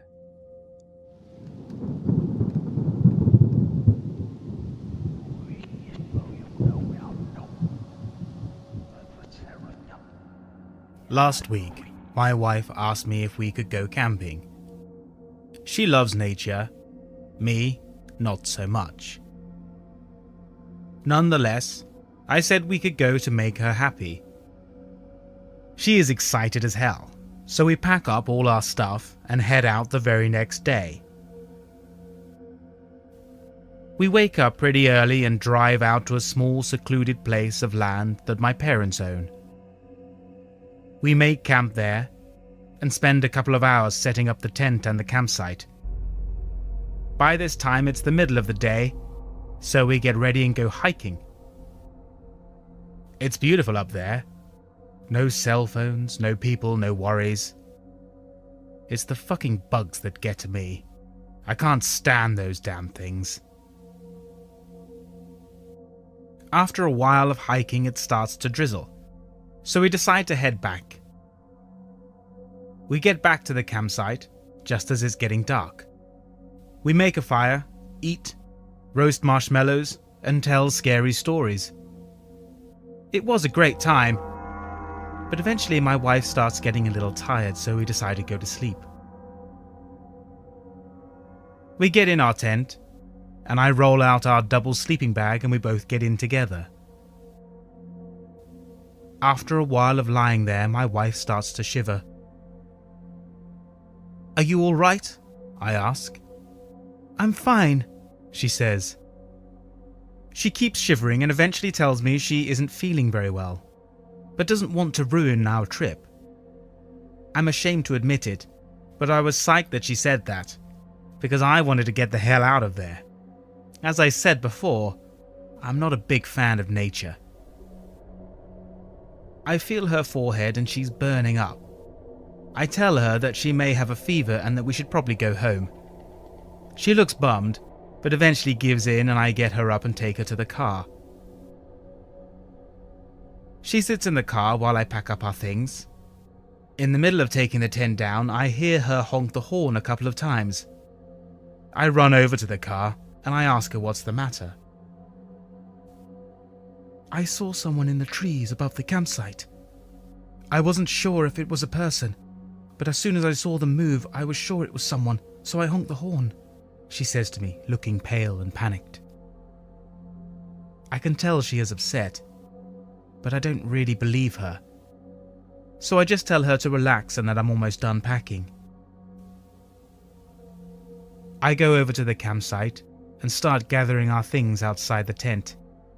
I step back into the tent to roll up the sleeping bag, and suddenly I hear my wife yelling my name. It sounds like it came from the woods. What the fuck is she doing out there, I say to myself. Help, Jack! My leg is bleeding! I rush out of the tent and look toward where I heard the scream. I glance over to the car and see she is asleep in the passenger seat. A huge wave of fear passes over me. I'm standing there, paralyzed, and then I hear the voice in the woods again. This time, it's behind me.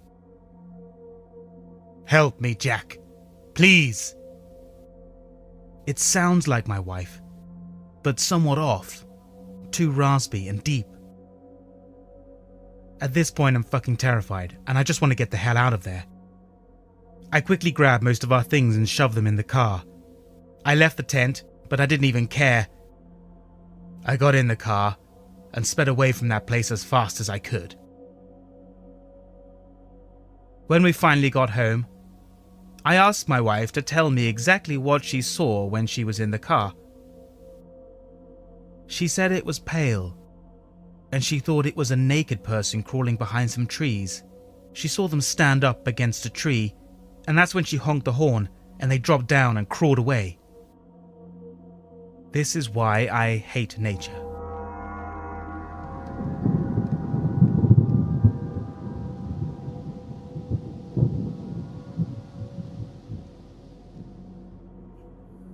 I want to start this by saying this is taking a lot for me to finally talk about. I've kept it a secret from my family, and for my friends who were a part of it, we never talked about what happened after that day. But I want to give you a backstory before I drive into details. I've never been much for the city, so living in the suburbs outside of one of the largest cities in Pennsylvania is not my ideal place to live. It's a small town with only a few thousand people living in it, but only a 5-minute drive to the middle of downtown.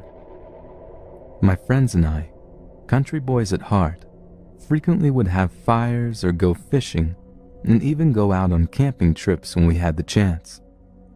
My two best friends and I all played football together and have grown up attached to each other at the hip. We did everything together, so leaving for college was a scary thought, and the not-so-distant future as well. For our last summer together, after our senior year, we decided to go on one last camping trip before we went our separate ways. My two best friends, Kevin and Buddha, his real name is Kyle, but only his parents call him that, wanted to go somewhere that we had never gone camping before. We all agreed to go down to Allegheny National Forest for a weekend of fishing, drinking, and reminiscing. I know, underage drinking, but we were young and dumb, so on Thursday we packed up all of our supplies, fishing poles, bait, beer, and food, and left early Friday morning. The trip took a little over 4 hours, with frequent stops at rest stops to get snacks and drinks because of our lack of planning for the drive. Our parents made sure that we all had our cell phones in case something happened and we needed to call them. Of course, I didn't understand the point of that. If anything happened, they were 4 hours away, but naturally we took them just to make them happy. When we got to the camping area, we kept driving. Being the daredevils that we were, we wanted to be far away from anyone else to give it a real camping feel. We found a beautiful spot right on the edge of the lake, which we all agreed would be a perfect spot to pitch our tent. Because we love to fish, the first thing we did after we got our fire pit and tent ready was take our canoe straight for the lake. It was a beautiful day for fishing. The sun was shining without a cloud in the sky. I even caught a few bass for dinner. So that night we ate up the fish, drank half a case of beer, and told scary stories to freak each other out around the campfire. But something in the back of my mind told me that we were being watched. There were no signs of anyone else there for me to be alarmed, so I didn't say anything to the guys. But it was that type of feeling, almost a sixth sense, saying someone or something is there, just outside the light of the fire. I shook it off and decided to go to bed so I could stop freaking myself out or letting them see me starting to be afraid. The next day we slowly woke up and crawled out of the tent one by one. I cooked up some bacon and eggs, which we had brought in our cooler, and made a delicious plate for each of us. Kevin suggested that we go exploring through the woods, and since I love hiking, I was the first to jump out of my seat. We explored for a few hours, drank a few more beers, cooked up some more food, then took the boat out for some more fishing. We fished for a few hours in the middle of the calm lake. The sun was beginning to set, but night fishing was my cup of tea. But again, I got the feeling we were being watched. This time I couldn't help it. I asked my two best friends if they felt as if they were really alone out on the lake, and the color from both of their faces faded as they stared at me. Kevin and Buddha agreed they felt as if someone was watching us, and Buddha even said he felt the same way last night without me even mentioning my feelings of last night. At this point we were all a little worried, but continued to fish because no one wanted to suggest that we leave or go back to shore. It was dark on the lake, with only our small lantern and glowing stick at the ends of our fishing rods. With what seemed like the blink of an eye, we all turned to see a small light in the woods across the lake. The light began to grow to the point it looked like a spotlight in the darkness, not pointing at the spot specifically, but in every direction. We were frozen with fear. I didn't know what to do but stare at it. I heard Kevin mumble, What the hell is that?" I immediately got extremely dizzy, and I believe I passed out. Or I got knocked out, I'm not sure. All I know is everything went black. I couldn't see the light, our lantern, or the glowing sticks anymore. The next memory I have is waking up in our tent. Kevin and Buddha were in their sleeping bags, both with a different pair of clothes on from the night before. I had pajamas on that I didn't even remember packing, and my side hurt like there was a razor blade in it. I got out of the tent, and there was a fire in our fire pit with bacon cooking in the pan. Kevin and Buddha woke up equally as confused, asking me what had happened. I personally had no idea. They both described a similar pain throbbing in their sides.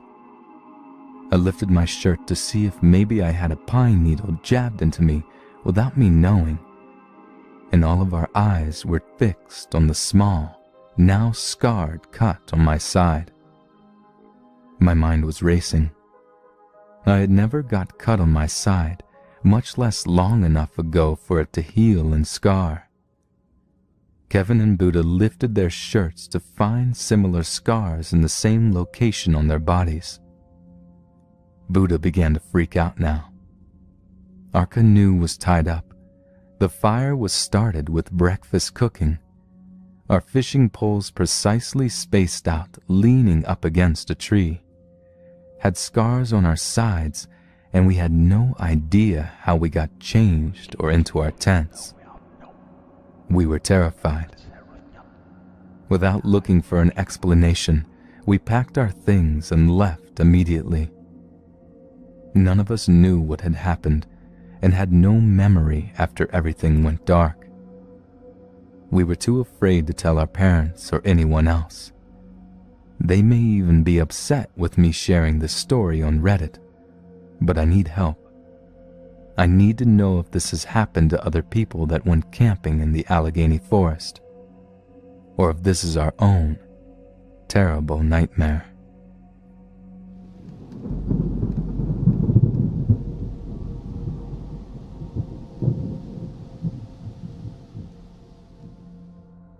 I love camping, especially with friends, as it takes away from the fear factor you inevitably get when it's dark and you start hearing animals making noises around your tent.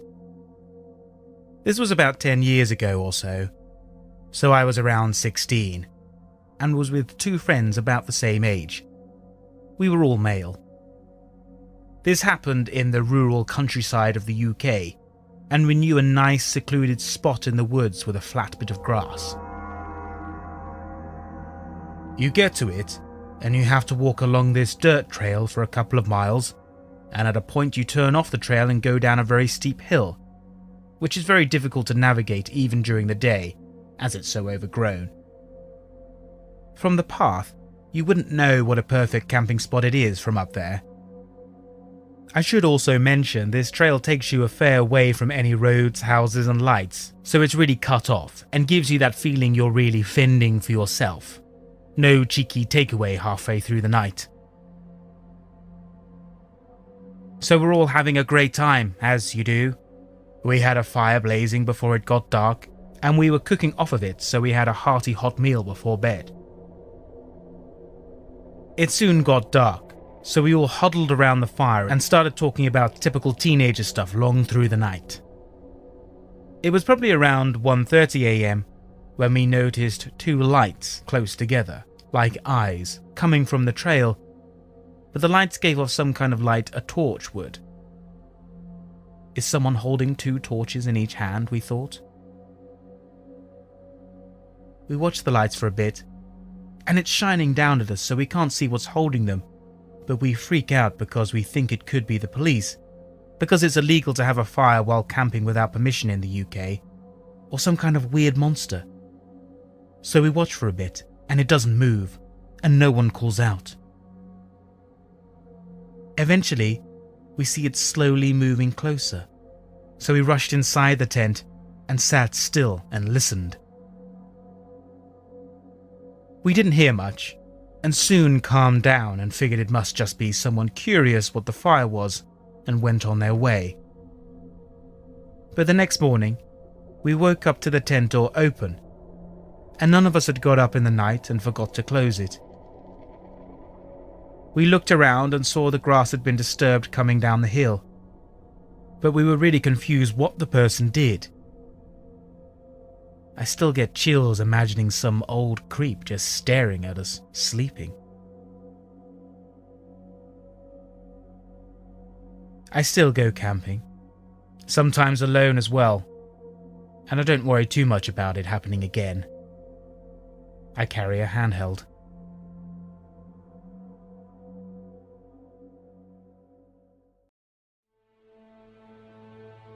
I live in the foothills of the Appalachian Mountains in northeast Georgia. It's a beautiful area with hundreds of miles of national forests, some great state parks, and a ton of fantastic camping places. Unfortunately, my hometown is also relatively poor. While there are some out-of-town residents from Atlanta and other places, a lot of people where I live are really poor. I do freelance work as a technical writer, so I can do most of my work online. If I didn't have that going for me, I'd have to move somewhere else. It's just one of those small towns that will rob you of your ability to accomplish anything in life if you stay there too long, without anything else going for you at least.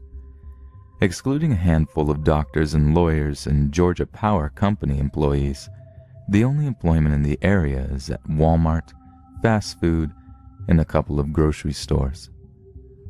To the east of my town, there's a massive national forest. It's loaded with great camping sites and lots of relatively unused hiking trails. I really enjoy hiking on them with my dog, but it can be a bit of an unnerving experience sometimes. It's about a 10-mile drive from town, and there's no cell phone service or homes for miles. In the past, there have been lots of vehicle break-ins at the trailheads. The gravel parking lots at some of them glitter with bits of broken glass from what I'm guessing were car windows. Sometimes, there are really shifty people hanging around these trailheads or just driving around the Forest Service roads. These are really rough roads, and you'll see these beat-up $500 cars just barreling along roads meant for a 4x4. Some of the people you see in the cars look like the guy that got crushed by an ATM in Breaking Bad. All that being said, it's still a great place to camp. However, you just have to be careful. A few years ago, 2 of my friends and I decided to go play paintball in the National Forest. Probably not legal, I know. We decided to turn the paintball expedition into a camping trip so we could play the next morning too. After a pretty uneventful day of shooting paintballs at each other, we drive a couple of miles to one of the more popular camping spots. Unfortunately, a church group or something had taken up all the spots in the area. This is really the only camping spot that we were familiar with, and it was getting pretty late. We decide to keep on looking, so we drive for about an hour further and further into the woods.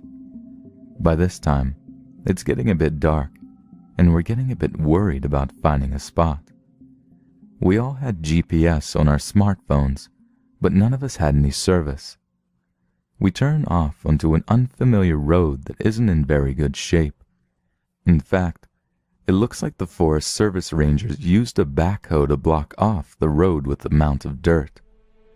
A broken metal barrier lay in the woods nearby. That said, it looked like 4x4 vehicles had been going over the mound, so it was pretty worn down. Our F-150 had pretty high clearance, so we decided to go over the mound. There was an old gravel road on the other side, and the road was pretty much clear of debris. We drove a few miles down this road and came across an opening next to a small creek. There were some blue tarps hanging over a plywood table nailed to a tree, which seemed kind of odd. That said, it was pretty much dark at this point, and we didn't want to keep driving around all night looking for a camping spot. We left the truck light running, and we set up the tent. As we were setting up tent, I started to notice that there was a lot of trash in the surrounding woods. I see a green bottle laying on the ground. I take a look at the label, and I see that it's a bottle of Home and Garden insecticide. I was really tired at the time, and I just thought that someone had been dumping their home garbage out here. None of us thought it was weird that someone would be dumping garbage in an area that is more than an hour from the nearest home. We set up camp, had some beers, and made chili from scratch. By this time, it was probably around 11 p.m. As we were eating, we noticed a faint glow from the other side of a nearby hill. At first, we thought it was moonlight filtering its way through the trees. However, the angles didn't make sense. It didn't seem to be a bright light, and it wasn't moving. It was kind of like that glow you'd see over a bright city. We couldn't see the light's source, though. Since there was no other access to roads in the area, we decided it wasn't other campers. The hill was about a quarter mile from our campsite, so we decided to go investigate. Under normal circumstances, I know I wouldn't have done so. However, we all had a few rum and cokes in our stomachs, and 2 of us, Jacob and I, decided to take a look. My other friend Isaac decides to stay behind to pop some popcorn over the fire. We start walking towards the light source, and the situation gets even stranger. All the trees in the area have their bark knocked off in a circle around their trunks. We thought it could have been the work of a beaver that lived in the creek, but it seemed strange that a beaver would go around to all these trees and just knock the bark off in a circle.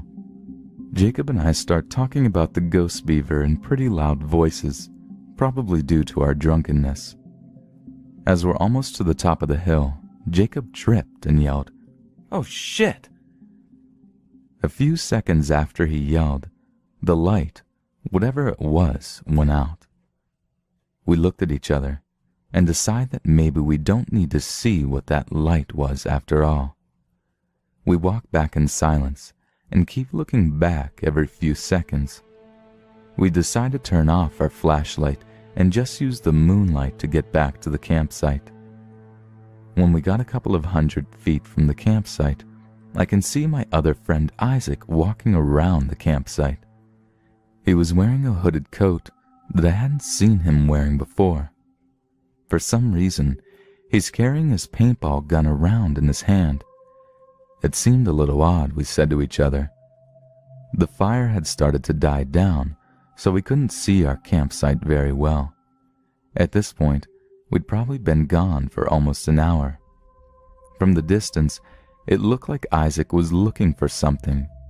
He kept walking around the site and was peering in the tent. When we were almost back to the campsite, we saw Isaac walk up to the road we came in on. We figured that he was going to go use the bathroom and didn't want to wander through the woods like us. When we got back, we sat next to the fire and waited for Isaac to come back. All of a sudden, we see him lurch out of the tent. He stumbles a few feet and vomits. After we left, he had a few more rum and cokes, he mumbles. We ask him why he kept wandering around the campsite with the paintball gun, and he gets a strange look in his face. "They're locked up in the cab of the truck. Did you unlock it?" We go and check the truck, enter the door code, and see all our paintball equipment just as we left it before. The keys to the truck were still hidden in a magnetic fob underneath. I get a sinking feeling in the pit of my stomach. "Isaac, what were you doing after we left?" I ask. I was just watching a movie on my phone, and then I fell asleep, I guess." "But you were walking around with your paintball gun, right? Did you just change jackets?" Isaac said he had been in the tent since we left, that he had been wearing the same unhooded fleece all night. Someone had been walking around our campsite, and it wasn't Isaac. At this point, all of us are way too drunk to drive, but we decide to go ahead and pack up and go back to my house for the night. We don't bother packing up the tent. We just fold it down with sleeping bags and everything in it. We jump in the F-150 and I start to drive out. When we get to the dirt hump, we see something gray blocking our path. The metal barrier that had been lying in the woods earlier is now back on its stand, right on top of the hump earlier. By this point, all of us had sobered up to the situation. No one wants to get out of the car to try to move the barrier. I had a metal guard in front of the F-150, so I drive forward slowly, tapping the metal barrier with the front of my truck. It falls right off. It must have just been balanced on top, and we drive slowly over it. We were terrified that it would pop one of the truck's tires as we drove over it, but it didn't.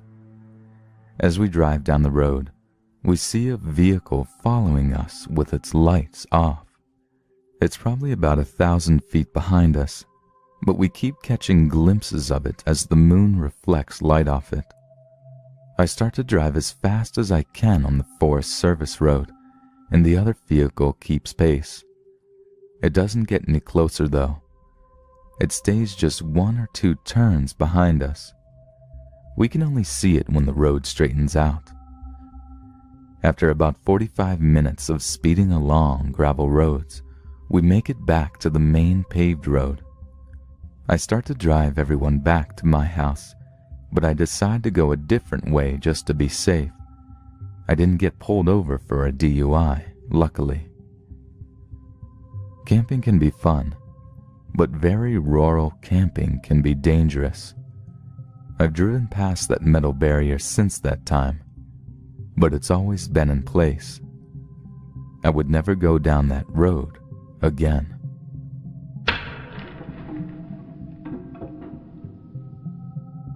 For reference, I was a 19-year-old female at the time. Still female, of course, just a little older. I love camping. Anytime my friends and I came home from college, we would load up our cooler and beer, grab some gear, and go screw around outside. Unfortunately, when I was actually at school, none of my sorority sisters or other friends ever wanted to go with me, so I would often suffer withdrawals from camping. One day, the weather was way too nice to waste, so I grabbed some of my gear, hopped in a car I borrowed from a buddy, and drove to a spot that was secluded, yet within a safe distance to civilization, that I could run and get help. Camping also creeps me out sometimes, but that creepy feeling is also somewhat of a pulse for me. It's the same reason that people read these stories. It's fun to be scared. So I make a little camp and get a fire going. I hadn't brought all that much to eat, but I was enjoying myself. Reading and looking around the area, that sort of thing. I got the feeling I was being watched, and I stopped dead in my tracks. I hear a twig crunch over to my right, then see a doe bolt from 100 feet or so in front of me. I laughed at myself and went back to the camp with an armful of wood I had gathered. I kept freaking myself out, hearing sounds just outside of the ring of light casted by the fire. I always get inside my head, so I shrugged it off and kept whittling at the stick I had been messing with. Around 1, I decided to go into my tent and snuff out the lantern. I had been slamming beer in the most unladylike fashion, and smoking cheap cigars. Another reason I like camping. I can't act however I want. So I passed out relatively quick. About 2 a.m., I start hearing footsteps. They sound pretty light, and sort of timid. I think to myself that it's a deer or another animal.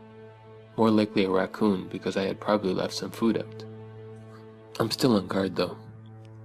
About 30 minutes of sleeping with one eye open, I hear a rubbing noise. And the tent fabric is being pushed in a bit. I don't know how I didn't shit my sleeping bag, but I just sat there paralyzed with my ka bar in my hand.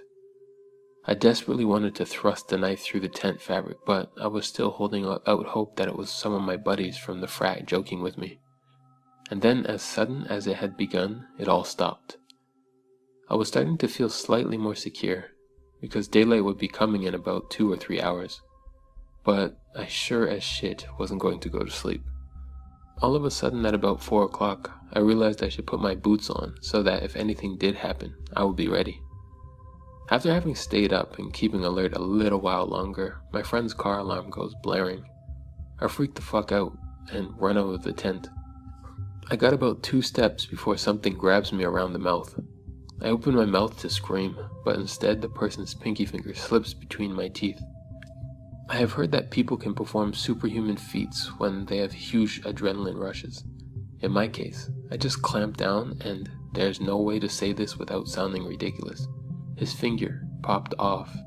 He screamed, pulled his hand away with his missing digit, falling to the ground. He took off running down the hill I was camping on. I took off right quick in the opposite direction. I must have looked ridiculous to people whose house I ran to. A little sorority girl in a wife beater, boxers, and steel-toed boots. I also had some blood that had oozed out of my lip, not from the finger, but because I have also managed to take a pretty big chunk out of my lip as well.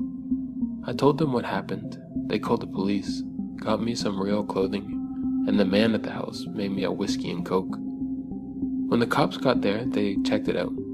The cops went to check it out, and when they came back, it was light out. They brought me back so I could get my friend's car, and what I saw just made me more scared. Right next to the tent was a red gas can. He could have just lit me on fire earlier.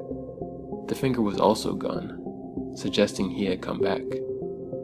The kicker is they never caught the guy. So somewhere out there is a man sitting down to dinner, maybe alone, maybe with a wife and a couple of kids, and he's missing his right pinky.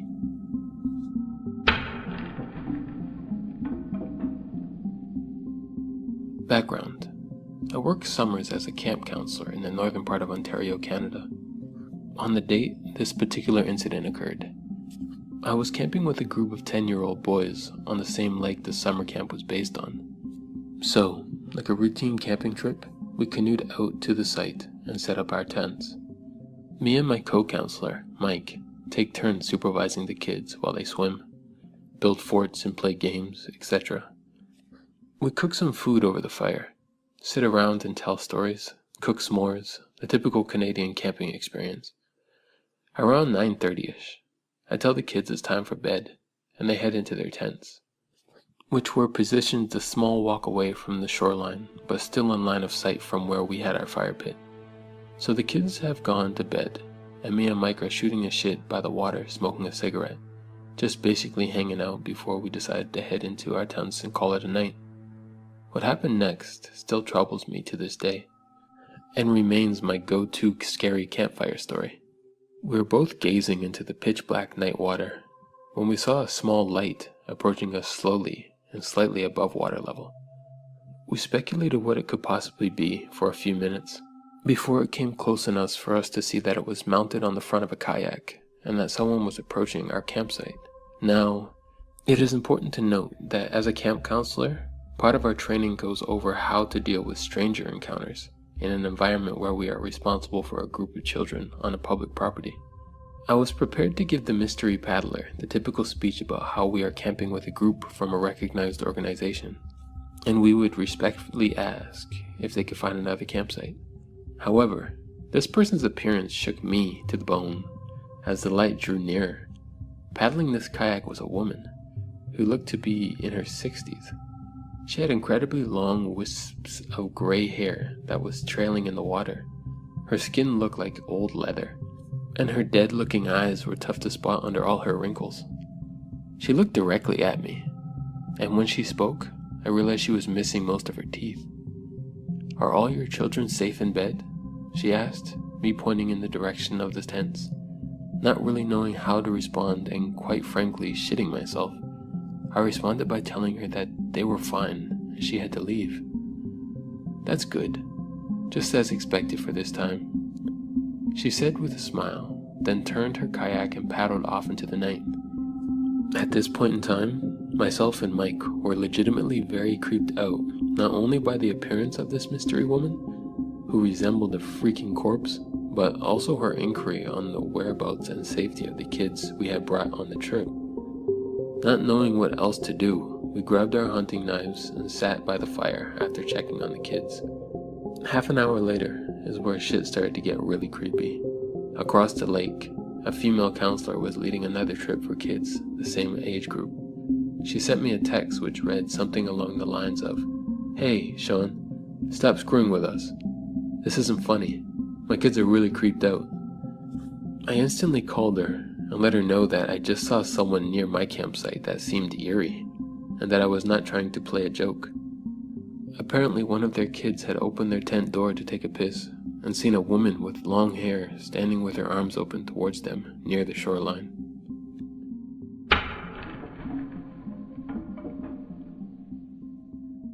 In May 2009, I had just broken up with my girlfriend of almost 3 years.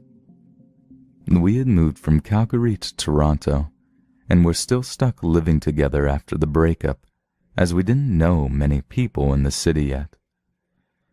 Needless to say, the situation was pretty stressful and upsetting, so when a buddy I was going to school with at the time suggested a weekend camping/fishing trip, I jumped at the chance. He grew up in an area about an hour outside of Toronto called Flamborough. It's really beautiful. Loads of lush forest, farmers' fields, and small rivers and creeks. We decided to camp and fish along a creek called Grindstone Creek. It's close to some wetlands, and the fishing is supposed to be great. We ended up setting up our camp in what was probably a farmer's field. I'm guessing it was trespassing on our part, bordered by a gorgeous forest. We spent the evening fishing, shooting the shit, and drinking some quality craft beers. As it got darker, we made a little fire and roasted potatoes and hot dogs. All in all, it was a really good night. We turned in just after midnight, and we shared a tent. My buddy fell asleep before me, and I stayed up playing on my phone until probably about 1:30. I must have drifted off, because the next thing I remember was being woken up by a high-pitched yipping type noise. I was kind of groggy, and it took me a moment to fully wake up. The yipping was incessant, and it sounded like a weird coyote. I laid there for a moment listening, and then started playing on my phone again, and the noise was annoying as hell. I tried ignoring it, but it sounded like it was getting closer. Finally, it sounded like it had to be no more than 10 feet from the tent. At this point, I was getting a little unsettled. I had seen coyotes in Calgary before, and I thought of them as pretty harmless. They never looked much bigger than a smallish dog. But what if this one was rabid or something? What if it could smell our food? I had a pretty bad anxiety disorder, so I'm prone to worrying about these types of things. I nudged my buddy to see if he was awake, and he was. The noise woke him up too. We discussed what to do about the coyote, and as we hadn't brought anything to scare off critters, not a BB gun, nothing. Finally, he decided he would shine the flashlight on it and holler a lot, hopefully scaring him off. He unzipped the tent, and I watched him pointing the flashlight out into the darkness. I'll never forget what happened next. His leg suddenly went all wobbly, and he sort of stumbled backwards into the tent. He had a really dumbfounded look on his face when he looked at me and babbled, It's not a coyote. It's a dude. It's some weird dude. Normally, I would have thought he was messing with me. I'm a huge wimp and scare easily. I won't even watch horror movies. But I've never seen someone that looked that scared, and I never want to see that expression on someone's face again. So I knew he wasn't pulling my leg. The weird yipping and howling type noises were still going on, and in retrospect, it really didn't sound like a coyote, but I guess in our groggy states it was a way for our brains to make sense of it. Anyways, he kept telling me to just look out the tent flap, to make sure he's not crazy. At this point, I was having a full-blown anxiety attack. My heart was racing. I felt like shit, but I had to look. So I slowly peeked out the flap and waited for my eyes to adjust. And that's when I saw him. He was standing only a few arms' lengths away from the tent. He was swaying a little and wearing a baseball cap. What made it awful, though, what was really creepy, was that he was wearing women's lingerie. That's when I knew there was most likely something very wrong with this guy. If the making high-pitched noises at strangers' tents in the middle of the night didn't give it away. After I pulled my head back inside the tent, my buddy and I discussed what to do. Finally, we decided to yell at the guy to fuck off. My buddy started yelling, "Excuse me, can you fuck off? We're trying to sleep in here." The noise stopped.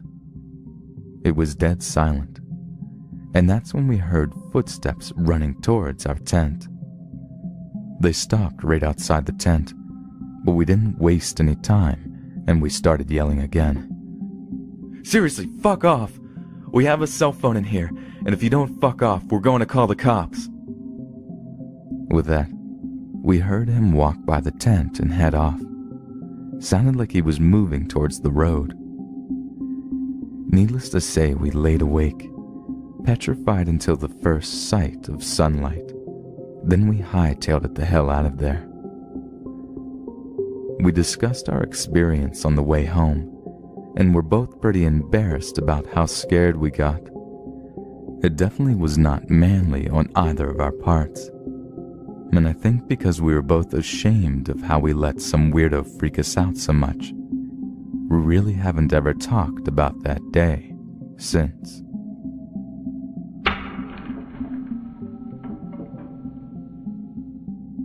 I'm a uni student now, but this incident happened when I was in the 8th grade. When I was around 14, I studied a subject focusing on outdoor pursuits for our final assessment. 2 teachers took my class on a one-night camp where we could do activities like rock climbing, kayaking, trail walking, etc. I live in Australia, around an hour from a state forest that was notorious for the backpacker murders. Several bodies have been found, and several more remaining missing. I'm pretty sure all of the murders were linked to the same serial killer. Anyway, in the morning we leave the school and drive out in the bus. When we reach the road that leads to the entrance to the forest, a police car is parked to the side. He spoke to the teacher for a moment, but I didn't hear anything, and no one else seemed to notice or care. Fast forward a few hours, and we're trekked, about 20 of us, to the camping area, somewhere in the middle of the state forest. Some parts are state, some are privately owned, I think. Whilst kayaking that afternoon, we noticed a helicopter doing flybys, but again, my classmates never suspected anything. A couple of mates and I were the first to leave the water, and helped the teacher with some equipment and started building our own rafts. I was standing off to the side when one of the national park guides walked over to one of the instructors and talked in a hushed, slightly stressed out tone. I remember hearing the instructor say stuff like, "You're kidding. I don't believe it." He just looked shocked and taken aback. So at this point I started connecting the dots, but I didn't say anything to my school friends. Around dusk that night, I got to use the toilet block, which is around 100 meters from the main campsite. As I go in, I remember a guy walking around the other side of the block. I didn't see him very clearly in the diminished light, but he kept glancing around, with nervous body language. I couldn't see his face clearly. He wasn't part of our party, and to me it just didn't fit. I didn't think much of it at the time. Fast forward to the next morning, when we get back to the car park, the teacher tells us that a body was found in the dam, not far from where we were. They didn't want to tell us so as not to frighten us. We later found out it was a young guy who was killed with an axe, and the guy who did it was related to the serial killer who hunted in the same area. I don't know if that guy I saw had anything at all to do with the murders, but it freaked me out a lot afterwards. Haven't been camping since.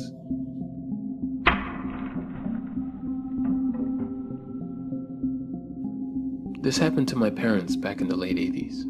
They were in their mid-20s when this all occurred. My parents decided to go camping in cool California. When they got there, it was kind of late. My mom was sitting down on a log while my dad was unpacking the truck. While sitting down, she heard walking from around the campsite. So she went and quietly told my dad she heard someone walking around. They got the fuck out of there, just in case. They drove about 3 miles down the road, with their headlights off, so they wouldn't be followed.